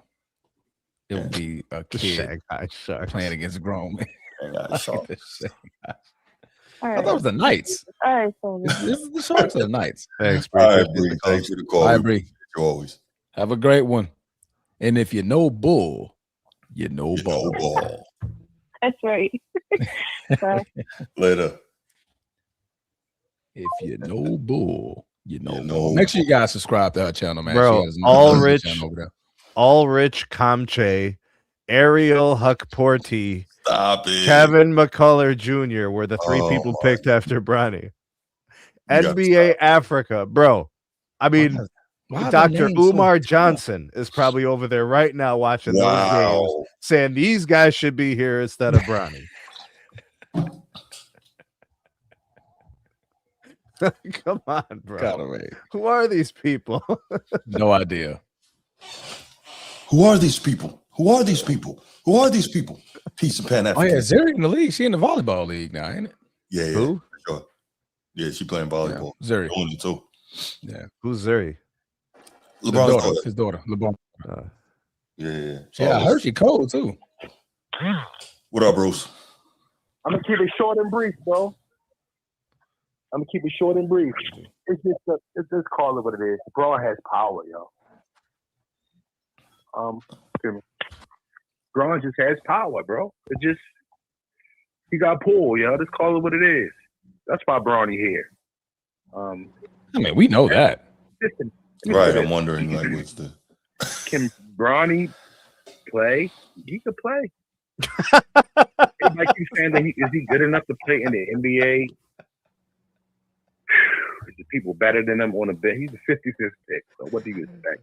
I have seen worse 55th picks. Bro, he's shooting 25% from layups. Yo, this dude he'll dominate the church league, though. I know that. He's 25% from layups, bro. Stop lying, Bruce. You come up here and start polluting the airwaves with your lies, bro. He can play. How dare you, bro? You sound like a real hater right now, bro. You sound like a real liar right now. I'm a liar, bro. Stop the cap. 25% from layup. You a liar, bro. Bronny's shooting 39% from three. Listen, brother. Give him some love. Worth 55th picks. But this all boils down to LeBron's power, bro. He got pulled. He ain't had no pull in Miami. Pat Riley wasn't having it. You know what I'm saying? Yeah, Sneak, come on, man. I mean, I'm hearing you on here expressing your feelings, how you feel about LeBron, and you ranting and raving with these soliloquies about Bron, man. Bron chilling, man. He just milking the system. Respect game, well, Why would you respect so if you say it, you're right, but when I say it, I'm wrong. No, I was fucking with you. 27. I'm a troublemaker, yo. But y'all always trolling, bro. I just got done talking about the trolling data. I just talked about it, bro. Let's be real though. LeBron time up. Yes, it's timing up, but he's still putting up numbers. Is amazing. Y'all think he's cheating the game? And the Lakers are winning. I mean, it's not like they in the 8th spot. What they 5th? 5th. Yep. Yeah, I mean, that's not bad. I mean, what do you got them doing in the playoffs? Let me ask you this: if LeBron went on his team, although the Lakers were playing well before Bron came back with Austin Reeves and Luka, it was balling. But if Bron was on this team, wasn't on this team, you think they truly have any chance of making any noise? Absolutely. Wow, because $55 million would have been offered to somebody to come over there, and we would have been good. No. Okay, I got you. We all know this. So how far you got them going in the playoffs then, Brucey? Probably first round. First round exit? Now, if we get Dallas, Luka, it's possible. Luka good enough to carry a team to a series or two. He could, and LeBron played consistent. Let me say this about you, Sneed. What's wrong with Tyrese Halliburton going on mind the game? No talking LeBron. Everybody else do it in the NBA. Yeah, but he's being used. He's being used. He's not winning out of this. He's not really gaining out of this. You know what I mean? Oh, how is he being used talking to LeBron, bro? Every other basketball player got podcasts, bro. The problem is the nature of the conversation, Bruce. He brought him up there, and he's telling people that the high ankle sprain is the equivalent of a ruptured Achilles. How disrespectful is that to a guy who lost an entire year of his NBA career in his prime, who we don't even know if he's going to come back this year, probably going to wait till next year, and may not be 100% till the following year. Because they trashed this year. bottom dweller. So there's no point in coming back. So that's disrespectful that LeBron asked him that. No, he didn't ask him that. He said it to his face on the podcast. He said the ruptured Achilles is the new high ankle sprain. Mm-hmm. I don't think so. From an athlete of his ilk, and no, Bruce. No. That's his opinion. But let me say this. Okay, what else? What else you find? I gotta go watch the interview for myself. I'm speaking without any facts. I'm watching it, but I'm asking you, what else that rubbed you wrong about the interview that was so bad? No, that's the only thing. I don't care what LeBron says on the pod. He could say whatever he wants. It's his platform. He created it. He could say whatever he wants as opinion. Everybody can have their opinion. But we're not going to sit up there and pretend like he didn't use Tyrese Halliburton to push some narrative that he is the super Iron Man and nobody can now play 82 games a year. He's saying that people now can't play 82 games a year. It's impossible. They play the game is too fast. The way they used to play, that's why they were playing 82 games. Because back then, 82 games was easy. But let's just say with the game, because that's always the argument, right? The game is too fast. But what makes up for the fact that the game was slower back then was the physicality. But it wasn't slower. Keep ignoring that. But it wasn't slower. Well, it was slower in the 90s and the first decade of the 2000s. But there are guys that were playing 82 games for the previous decades when it was faster, when the pace was the fastest. I'm not disagreeing. I'm playing devil's advocate here. What I'm saying is they love to talk about the pace, but they ignore the physicality. Does that not take a toll on guys playing 82? How about this? LeBron then goes into detail talking about how landing on people's feet in the paint. People are landing under your feet. What are you talking about? Since when is that a new thing? Why the game has always been played. You have to leave the ground to make plays. What do we say? The things are just, they're nonsensical. There's no logic or reasoning. It's almost like we just started jumping up and down. Everybody was playing flat foot for the last 80 years in the NBA. Okay. Why are we lying?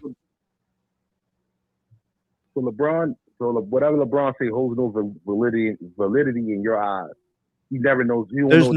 There's no evidence to prove what he's saying. They are strictly opinions that are unfounded with zero proof or evidence to support. And he's stating it as fact, and it's not. Okay. Let me ask you this, V. When did your disgust for LeBron happen? Because this wasn't all these late. LeBron is one of my favorite players of all time. Right. Okay, so what's going on now? Like, you disgusted. What's going on? I just don't think he needs to be up there lying to people and insulting their intelligence and telling them how they need to think about the game. People are just tired, man. Aren't they his opinions? Do we actually got to listen to what the guys say?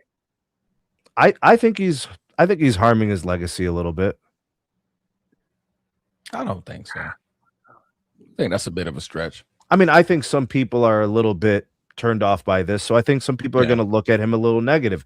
I've kind of been of the thought that the sooner he retired over the last year, I think gets to retain some of the shine. I think people look at him more positively. The longer he stays and plays poorly and gets swept out of the first round, the longer he stays and does things like this, more people got more venom because he's not winning. If he was winning, the more he talks is what's hurting it. Because what he's doing on the court is just unbelievable. If season after season, game after game, it's unbelievable. We've never seen it. We're never probably ever going to see it. And it's something that's just never been done the way he's playing. Whether it's a bad game, then he'll have a good game. Then he'll come and have a bad game. It's expected the bad games to come a little bit more frequent, especially when you're freaking 41 years old. But I think the more he talks, that's the part that's turning people off.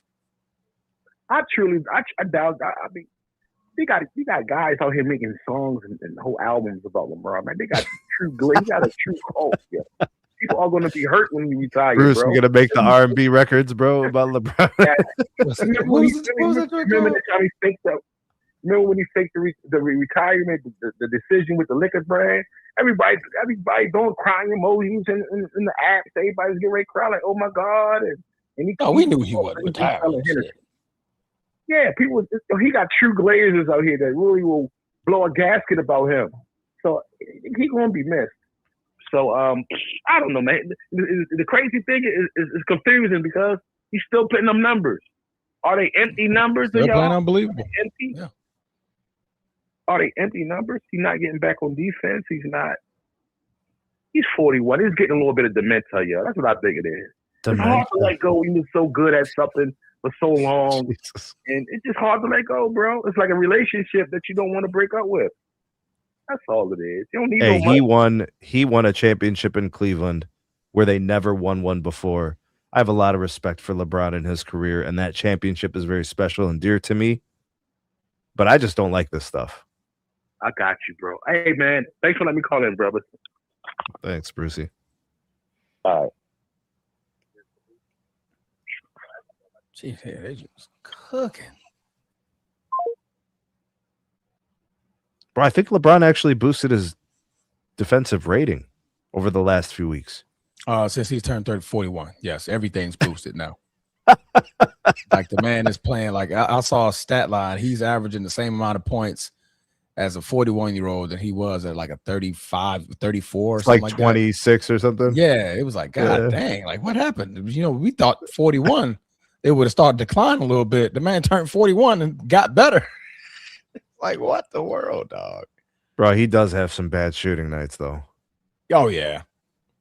He relies on it too heavily. I mean, well, of course he would, but you know, he's relied on it a lot. He's tried to adjust to the modern game, right? He's tried to incorporate the 3-ball and stuff, and yeah, it's just Luka does that enough. He don't need to. Oh my God, Luka's threes, bro. Oh my God. Sometimes I'll be like, why, Luka? Why? Be like 1 for 7, bro. 1 for 7, 2 for 11, 2 for 12. I'll be like, yo, why? How did he take 11 to 12 threes? What is he doing? Hey, he ain't Jaylen Brown. That's all I'm saying. That boy Jaylen Brown's a real MVP candidate. Yes, he is, man. Boston's Mom, playing I keep planting these seeds, Bruce. Talk about the Celtics, bro, but you ain't having it. You're muted, Bruce. My bad. Jaylen Brown is he like currently second in the freaking MVP voting? But no, I actually have a quick Celtics topic here before we get out of here, and I just wanted to. Oh, well, that's my cue. I'm not even going into this too much. Just Jayson Tatum was on the Pivot podcast. I think it dropped like a day or two ago, and he was on there for just over an hour, and he actually had some pretty interesting stuff to say. It was actually a pretty decent interview if anybody cares to listen to it. You know, people with blue and gold, people with what is it? Yeah, purple and gold. I don't know. There's something wrong with their ears or whatever. It doesn't quite properly connect to the brains and all that. That's something going on. I mean, you see people putting hats on top of hats and all type of things, and Lakers shoulder pads and all that. So I don't know, man. Those people are a little off. But regardless, excuse me. No, I just wanted to say that Tatum, he had some pretty interesting commentary, and it was cool. Let's see. I've got a couple of clips here. I just wanted to, and really, I think some of the most interesting things that stuck out to me. Well, he talked about kind of growing up as a child of a single mother and all that. Go figure, right? But which was kind of odd to me because like he said he knew his dad. His dad was always in his life.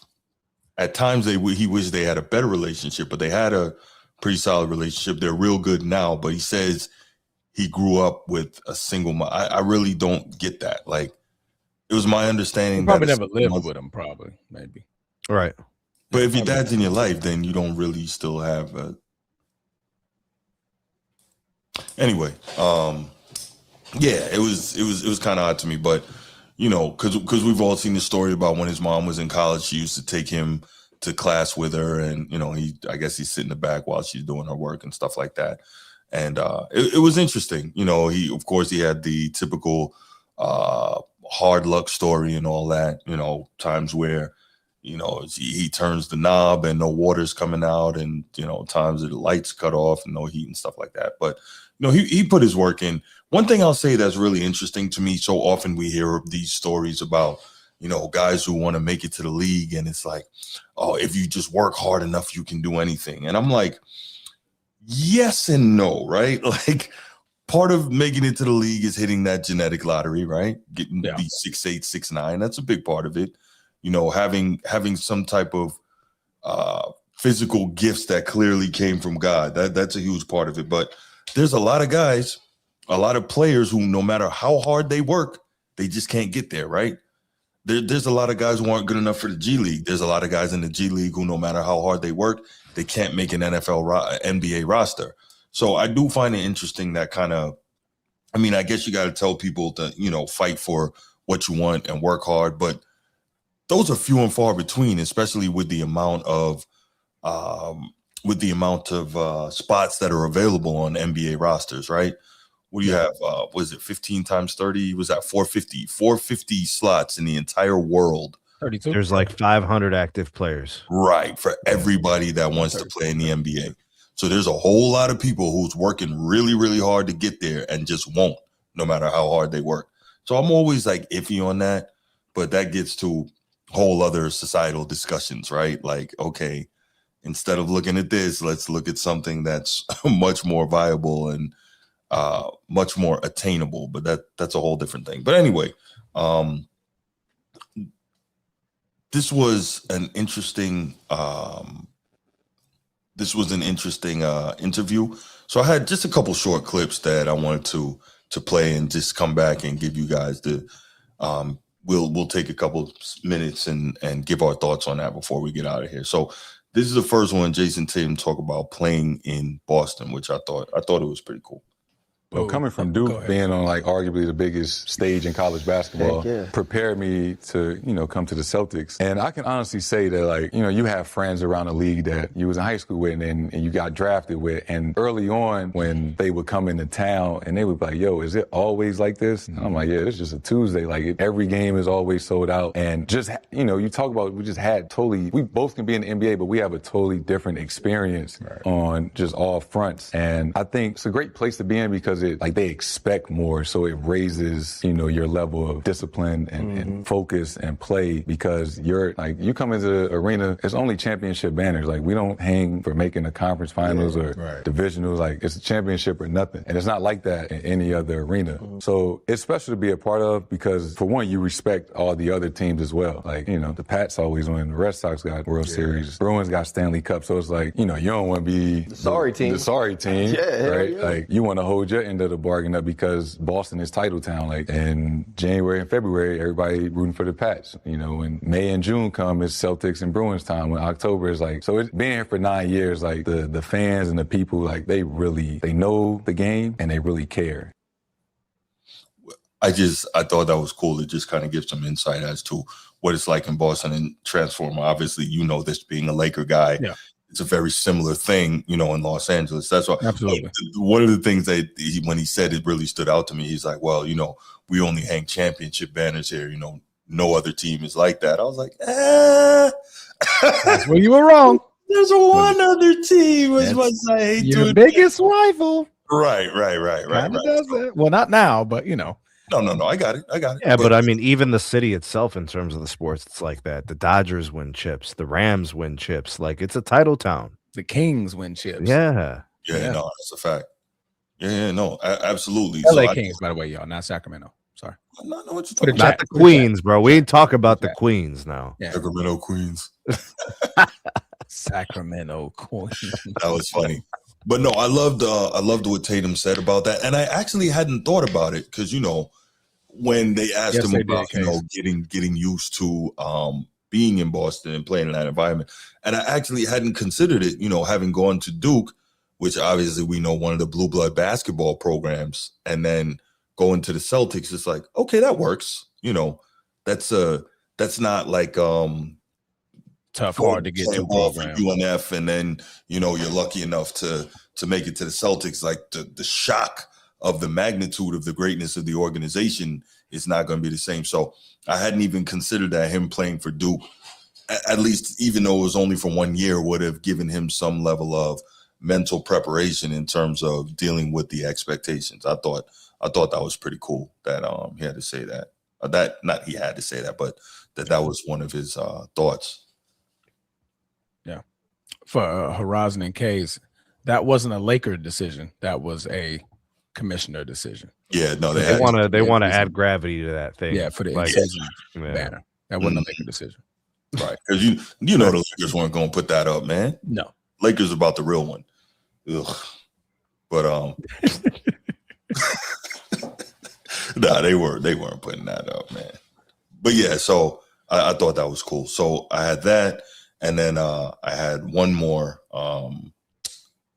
quick little nugget. This is about Jayson Tatum talking about winning in Boston, and obviously how different that is. And again, Transformer will completely understand where he's coming from on this. Definitely felt it. You know, a lot of times, like, former players come back, and whether it be Rondo, KG, Paul, or Cedric Maxwell, who works for the team, or, you know, they talk about the 86 Celtics. Like, the thing they all have in common is they won. They won one or multiple championships. So as, you know, you striving to be a great player, it's like, you know, the career I had right now, if I had it with the Grizzlies, like, I would have a statue outside the arena. Right. But now I'm chasing people like Larry Bird, where the standard is so much higher. And it's like, you don't want to be the great player of the Celtics that, you the one guy that didn't win. Like Bill Russell, John Havlicek, Kevin McHale, like, they all won a championship. So, you know, you don't want to be remembered as that guy or that team that, you know, never got it done. And it's not to, like, exclude these guys, but it's like a great room to be in. Like, your chest stick out a little bit more, because it's like, I can stand in this room because I know what it takes, and I got a ring and a trophy at the house.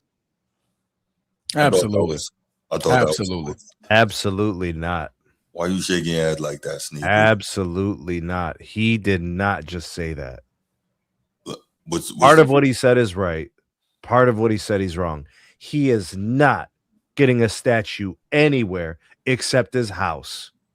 He has not, bro. What kind of players get statues in this world? First of all, it depends completely, as he said, on the expectation of that franchise. If he got it in Memphis, he would have got a statue. Name the players that have statues. Don't Zebo have a statue in Memphis? For what? No. Somebody's got I don't think so. In Memphis. I thought it was him. For what? Hey, I don't think Zebo got a statue in Memphis. Okay. I don't think there is no statue. Bro, Zebo is one of my favorite players ever. Zebo is a beast. I have a lot of respect for Zebo in his career. That was a tough dude who played good basketball for a long time. What did he accomplish, though? No, he doesn't. He doesn't have a statue. Okay. He got into the Hall of Fame for Memphis, but he didn't get a statue. Okay. But so here's the deal. The reason I say that Tatum was the second best player in a title run. Jayson Tatum was number 2 in that title run. Jaylen Brown was the NBA Finals MVP. Jaylen Brown I think you could have argued for Tatum, though. I mean, you said what? You could have argued for Tatum in that finals. Okay, but that's not clear and definitive. That's not statue material, bro. Listen, hold on. It's not statue material in Boston. What you're missing is this. What he's saying, and it's true, if he's in Memphis and he brings the second best player in an NBA Finals run in Memphis, he gets a statue? No, if he's who he is in Memphis and brings them a chip, he's got a statue. If he does that's what he was saying. He said, if I'm in Memphis doing what I've done so far, I'm getting a statue. That's not true. A championship, right? He was the second best player in the finals against the Mavericks. Hold on. Let's back up a second. If he's in Memphis and he brings them, and he brings them a championship, right? Cool. He gives them a championship. He's a 3 or 4 time first team All Pro, right? All right. Maybe I'm missing the point here. How many scoring titles does he have? None. How many league MVPs does he have? None. He's got what you're missing is this, Sneed. What you're missing is if he was to bring a championship to a franchise that's never had one, right? If he was in Memphis doing what he's done in Boston, that's bring a championship. That's being a multiple-time first-team All-Pro, multiple-time All-Star, right? They would have got him all that would have got him a statue. They would have made both. They would have gave both of them one. They would have called them the tandem. They would have gave them both one. But we're not talking about if Jaylen Brown is in Memphis. We're talking about if Tatum is in Memphis doing what he has done in his Boston career. But he's more so just if he was in Memphis doing what. Think about that. Speaking more on the gratitude ever easily. Yeah. I agree. I agree with that. I mean, being in Memphis, we don't really have much to like celebrate when it comes to sports team wise. Closest thing we got to a championship was when the Tigers went in 07, when Derrick Rose took us to the finals. I think we lost against Kansas that year. Yeah. But other than that, like if he was to come out there, even if you put him on the same team, if Jaylen Brown was the finals MVP, they're putting a statue up for both of them. Wait a minute, y'all Memphis got a championship team. They do. Who? The old Adolph Simple rappers. All right, back to some real stuff that I'm trying to explain. But the gravity that Boston and LA hold as far as championships, he's saying like I got one. I'm probably still not gonna get a damn championship here. I mean, statue here. But if I go to Memphis and I put in the same type of career that I've done so far, I will be beloved in Memphis. Right. But I'm trying to figure out what he's done so far. How old is he? About 27. 27. Yeah. It's too early in his career. He has not accomplished enough to warrant a statue anywhere. I disagree. For Memphis, he would have. He would have bought him a chip. Yeah, he would have. Is Kyrie Irving going to get a statue in Cleveland? He should. Probably. He should. Okay, so at least you guys are keeping the same energy. Yeah. Because if you would have said no, then I would have logged off of this. Why would I say no? All around the world? Equivalent. Kyrie and LeBron were the two guys that won the championship in Cleveland. Mm-hmm. That gets a statue because they've never won it. Yeah. He made the shot heard around the world.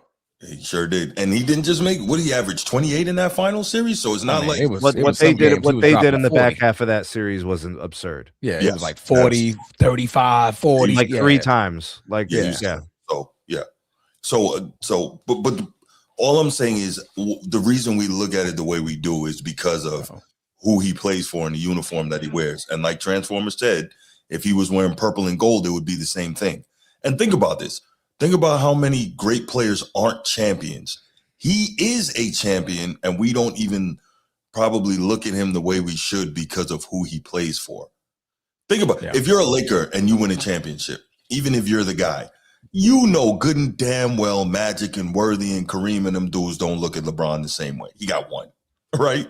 They look at Kobe and Shaq, how they look at him, because Shaq got 3 there, Kobe's got 5. They look at that differently. 1 is not enough. Same thing in Boston. By the way, those guys in Boston and LA defended titles. Right. So he didn't defend a title. True indeed.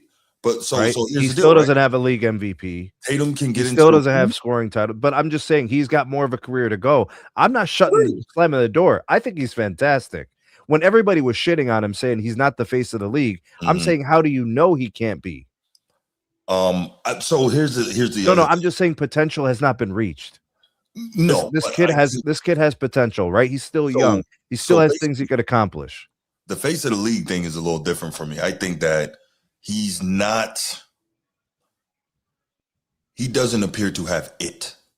I get it, but what I'm saying is everybody was counting him out from his greatness early, and I'm saying you don't know that yet.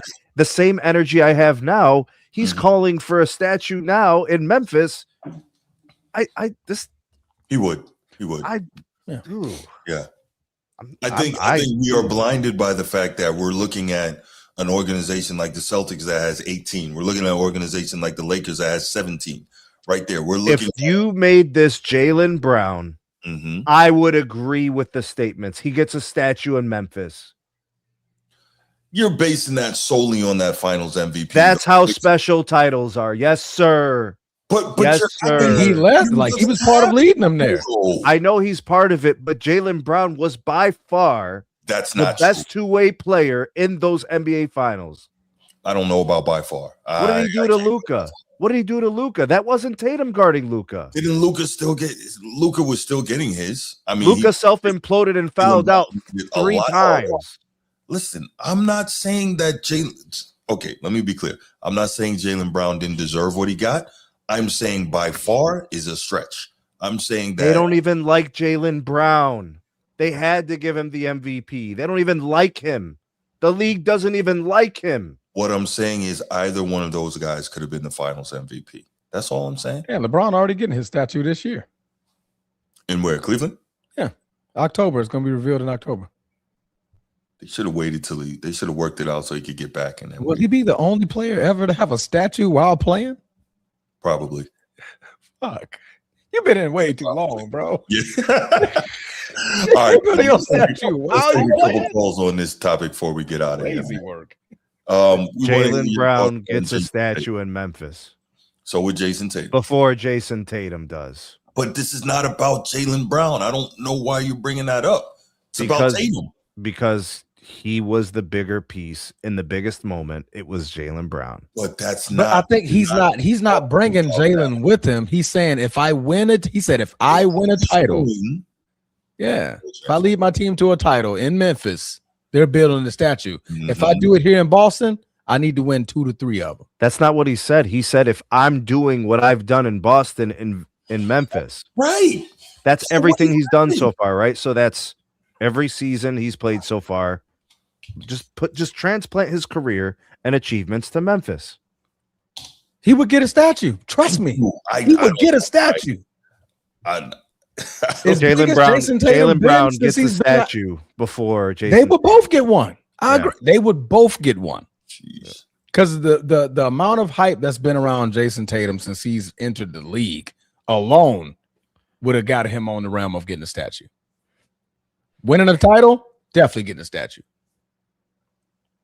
You mean tell me this guy 26 points a game, 27 points a game, 30 points a game, 27 points a game, 27 points a game. Yeah, he's getting a statue in Memphis. Already 5-time All-NBA? 25 points average throughout the entire postseason run that they won the championship. He's getting the champ. He's getting the, and then he got to count that he went to the finals. They went to the finals multiple times. Mm-hmm. So yeah, he's definitely getting one. If he took Memphis to the finals, period, he would probably get one. Yeah. How can I help you, Edward? Wait a minute, brother. Come on, man. Here we go. Let's take it. Shut up, Bruce. Be quiet. Talk to me. See, let me ask you this, brother. Uh-huh. Are you saying all this because he had the most turnovers in their first finals run when they went against Golden State? I don't want to discount his career. I'm saying that there's a guy he played with that's more deserving of that trophy, or excuse me, that statue that they're talking about. And I don't want that to be overlooked. It's not what be overlooked, brother. We're talking about the Memphis Grizzlies. Bruce, that's the name of it. Memphis Grizzlies. What not old Adolf. Okay? Stop it. Yeah. Man, you were throwing shade earlier. Come on, Bruce. You deserve the old Adolf whack rappers. Yeah, you deserve it. Bruce, yo, chill. Again, now, see, I'm just saying, bro. I agree with my brother, and unfortunately, that capper that's right there with the glasses on. He will get a statue if he takes them to the championship. Hell. Even if he take, well, I think Memphis did go to the Western Conference Finals. But if he wins 1 year, if he does take the Memphis Grizzlies there, he will get a statue. If he's doing what he's doing in Boston, absolutely he will get one. He will. You know, now the part that he's talking about, you know, he got to win multiple chips in Boston. You know, he got to be compared with Bruce. Help me out. Who was that? Larry Bird. Yeah, Larry Bird and who's got statues in Boston? Shit, who doesn't? Exactly. Damn near all the Hall of Famers from Bird's era. Damn near all the Hall of Famers from Bill Russell's era. That fuck got like 8 statues out there. Bruce, does Paul Pierce have a statue in Boston? I don't think he's got. I don't think he does. No, he may not get one. He's only got 1 championship, but he's in the rafters though. Okay, so let me ask you this then: if Jaylen, okay, like you said, if Jaylen Brown, if these two guys does not win another title, they will not get one, right? A statue? No, it takes more than 1 in Boston. Like Boston is different. It's like the Lakers. 1 is not like it's cool if you're a star, you're expected to deliver, but 1 is not it. That's not. Yeah, because like I'm just saying, man. Look, his accomplishment. What he is? He's 27, right? Mm-hmm. About to be 28. Who? 20. Jayson Tatum. Yeah. Yeah, Tatum's 27. Yeah, I mean, this man is a 4-time NBA first team before. I mean, like, he won a 6-time All-Star. He's a champion. He's a Eastern Conference Finals MVP in 2022. I mean, he got the. Now let's do this. Let's play this game. Let's take every NBA player who's ever had a statue built, and let's do an audit, an inventory on their All NBAs, their league MVPs, their titles, their All NBA selections. Let's do this. Allen Iverson, that's one. Let's start counting. No titles. Let's start counting. No MVPs. Well, let's start counting All NBAs. Let's start counting scoring. Let's start counting these things. If you want to do this, let's do this, bro. Okay, Dominique Wilkins I think he has a statue in Atlanta, with Atlanta Hawks. Help me out, Bruce. You know. Hold on, I'm pulling up the list right now. Yeah, I was trying to find one.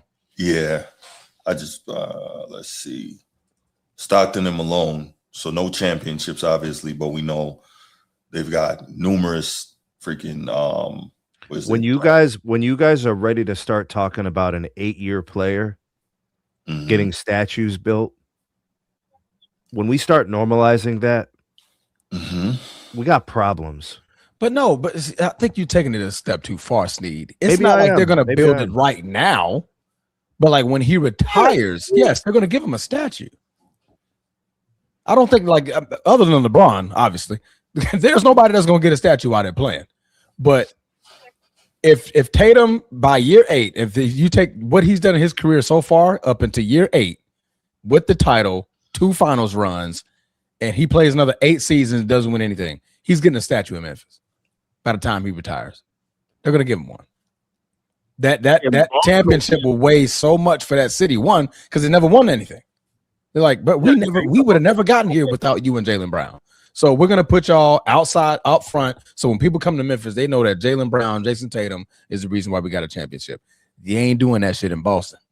In Boston, there's only you got Bill Russell, Red Auerbach, Larry Bird, Bob Cousy. Right. Them are your statues that you got to keep up with. That's tough sledding. That's tough. By the way, those guys revolutionized the game. Just so we're clear about this. Oh, like they changed the trajectory of the sport, bro. Yeah. That's why I'm saying we need to put gravity to the statue. But I think that depends on where you're at too, Sneed. That's the difference. It also depends on where you're at. Like if you're in LA, hell no. Right. You ain't getting no statue. No. But if you're in Memphis and y'all never won nothing, you're not even a basketball state or city. Right. Oh, yeah. We'll give you one. Because it's all about what the city thinks. Most importantly. They're like, yo, because I'm from Memphis. You win a championship in Memphis, boy, you're going to forever be talked about.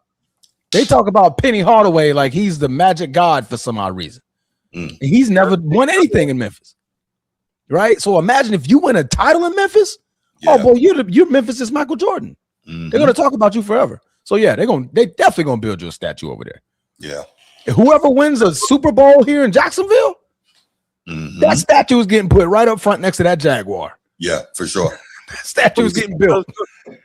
Bruce, does Hakeem Olajuwon want to have a statue? So this is interesting. He has a statue. However, his statue, due to the Islamic beliefs, is just it's his jersey. It's not a physical likeness of him. It's just it's a statue of his jersey. Yeah. The Charles Barkley when Islam became a religion, it was during a time where there was a lot of ideology. Yeah. They were idolizing a lot of things. People were praying to wood. People were praying to fire and rain. It was like, so like there's no idolizing. Right. It's a very particular belief system. So yeah, I know exactly what Hakeem was doing there. Yeah. That never even occurred to me because I knew he had a statue. It never occurred to me. It's his jersey. It's 34. Yeah, it's the jersey. Yep. Yeah, that's a lot of I would think, I'm saying not to be funny or disingenuous, Bruce, Joker would get a statue in Denver. Absolutely. He's definitely getting one. Absolutely. Yeah. Multiple time MVPs, title. Yeah, for sure. He's getting one. Yeah, definitely. Man's arguably like the best center of his time. Yes. Yeah, he's getting one. The best center of his time. Yeah. Of his time. You heard where I phrased that. Of his time. Best center of his time. I mean, am I supposed to be arguing this? Oh, no. I'm not talking to you, Bruce. I'm just saying. talking to the other one. Oh. I think Eddie's looking for something to poke. Like, is there something there? Can I get nope, Eddie. We're on the same page, bro. Okay. That's cool though. I mean, I would think Joel Embiid would get one too, but hey, he's not gonna get one. Hey, Eddie, is Kyrie Irving getting the statue outside in Cleveland? Oh my God. I mean, you just told me that Jayson Tatum's getting one in Memphis. Okay, but the difference is, sir, that this is Memphis, and this is Jayson Tatum we're talking about. Oh, boy. And he can lead a team. He led in 2022. Don't do it. Kyrie's getting a statue. Matter of fact, you know how the statue gonna look? He's gonna be pulling up for three. The pull up from three that he shot on Steph Curry. That's why they're gonna build that statue. Okay. Hold on. So watch this. Will it be like the Allen Iverson size of statue? No, it better not be. Yeah, Philly bogus for that. But all these statues are small over there. Oh, okay. I don't know. They're all small. For real? Even Julius Erving? Yeah, Philly got small, but they're not that big over there. Pause. If that was a pause, but that was a pause. Okay. All right, stadium. Man, I'm gonna let y'all go, man. All right, brother. I appreciate the call, man. All right, y'all. All right. Yeah, when I saw it, I was like, dang, I don't know, some statue small, but I saw the rest of them, they're about the same size. Yeah. We're going to go ahead and leave it right there. We are going to sign off. Appreciate all y'all being here. Thanks so much. If you were here for the live, appreciate your interaction in the chat. Appreciate whoever called. Thanks so much for that. And if you are watching on the replay, thank you for that as well. We really appreciate it. And we know that if you are the type to watch a show like this, you talk sports with the people in your orbit. So make sure you share this show with them. And that's it. We will be back it's today, Wednesday. We'll be back Sunday, but we might be back before that. So that's it. Y'all have a great night. Enjoy it. Stay warm if you're somewhere cold. And we out. Peace.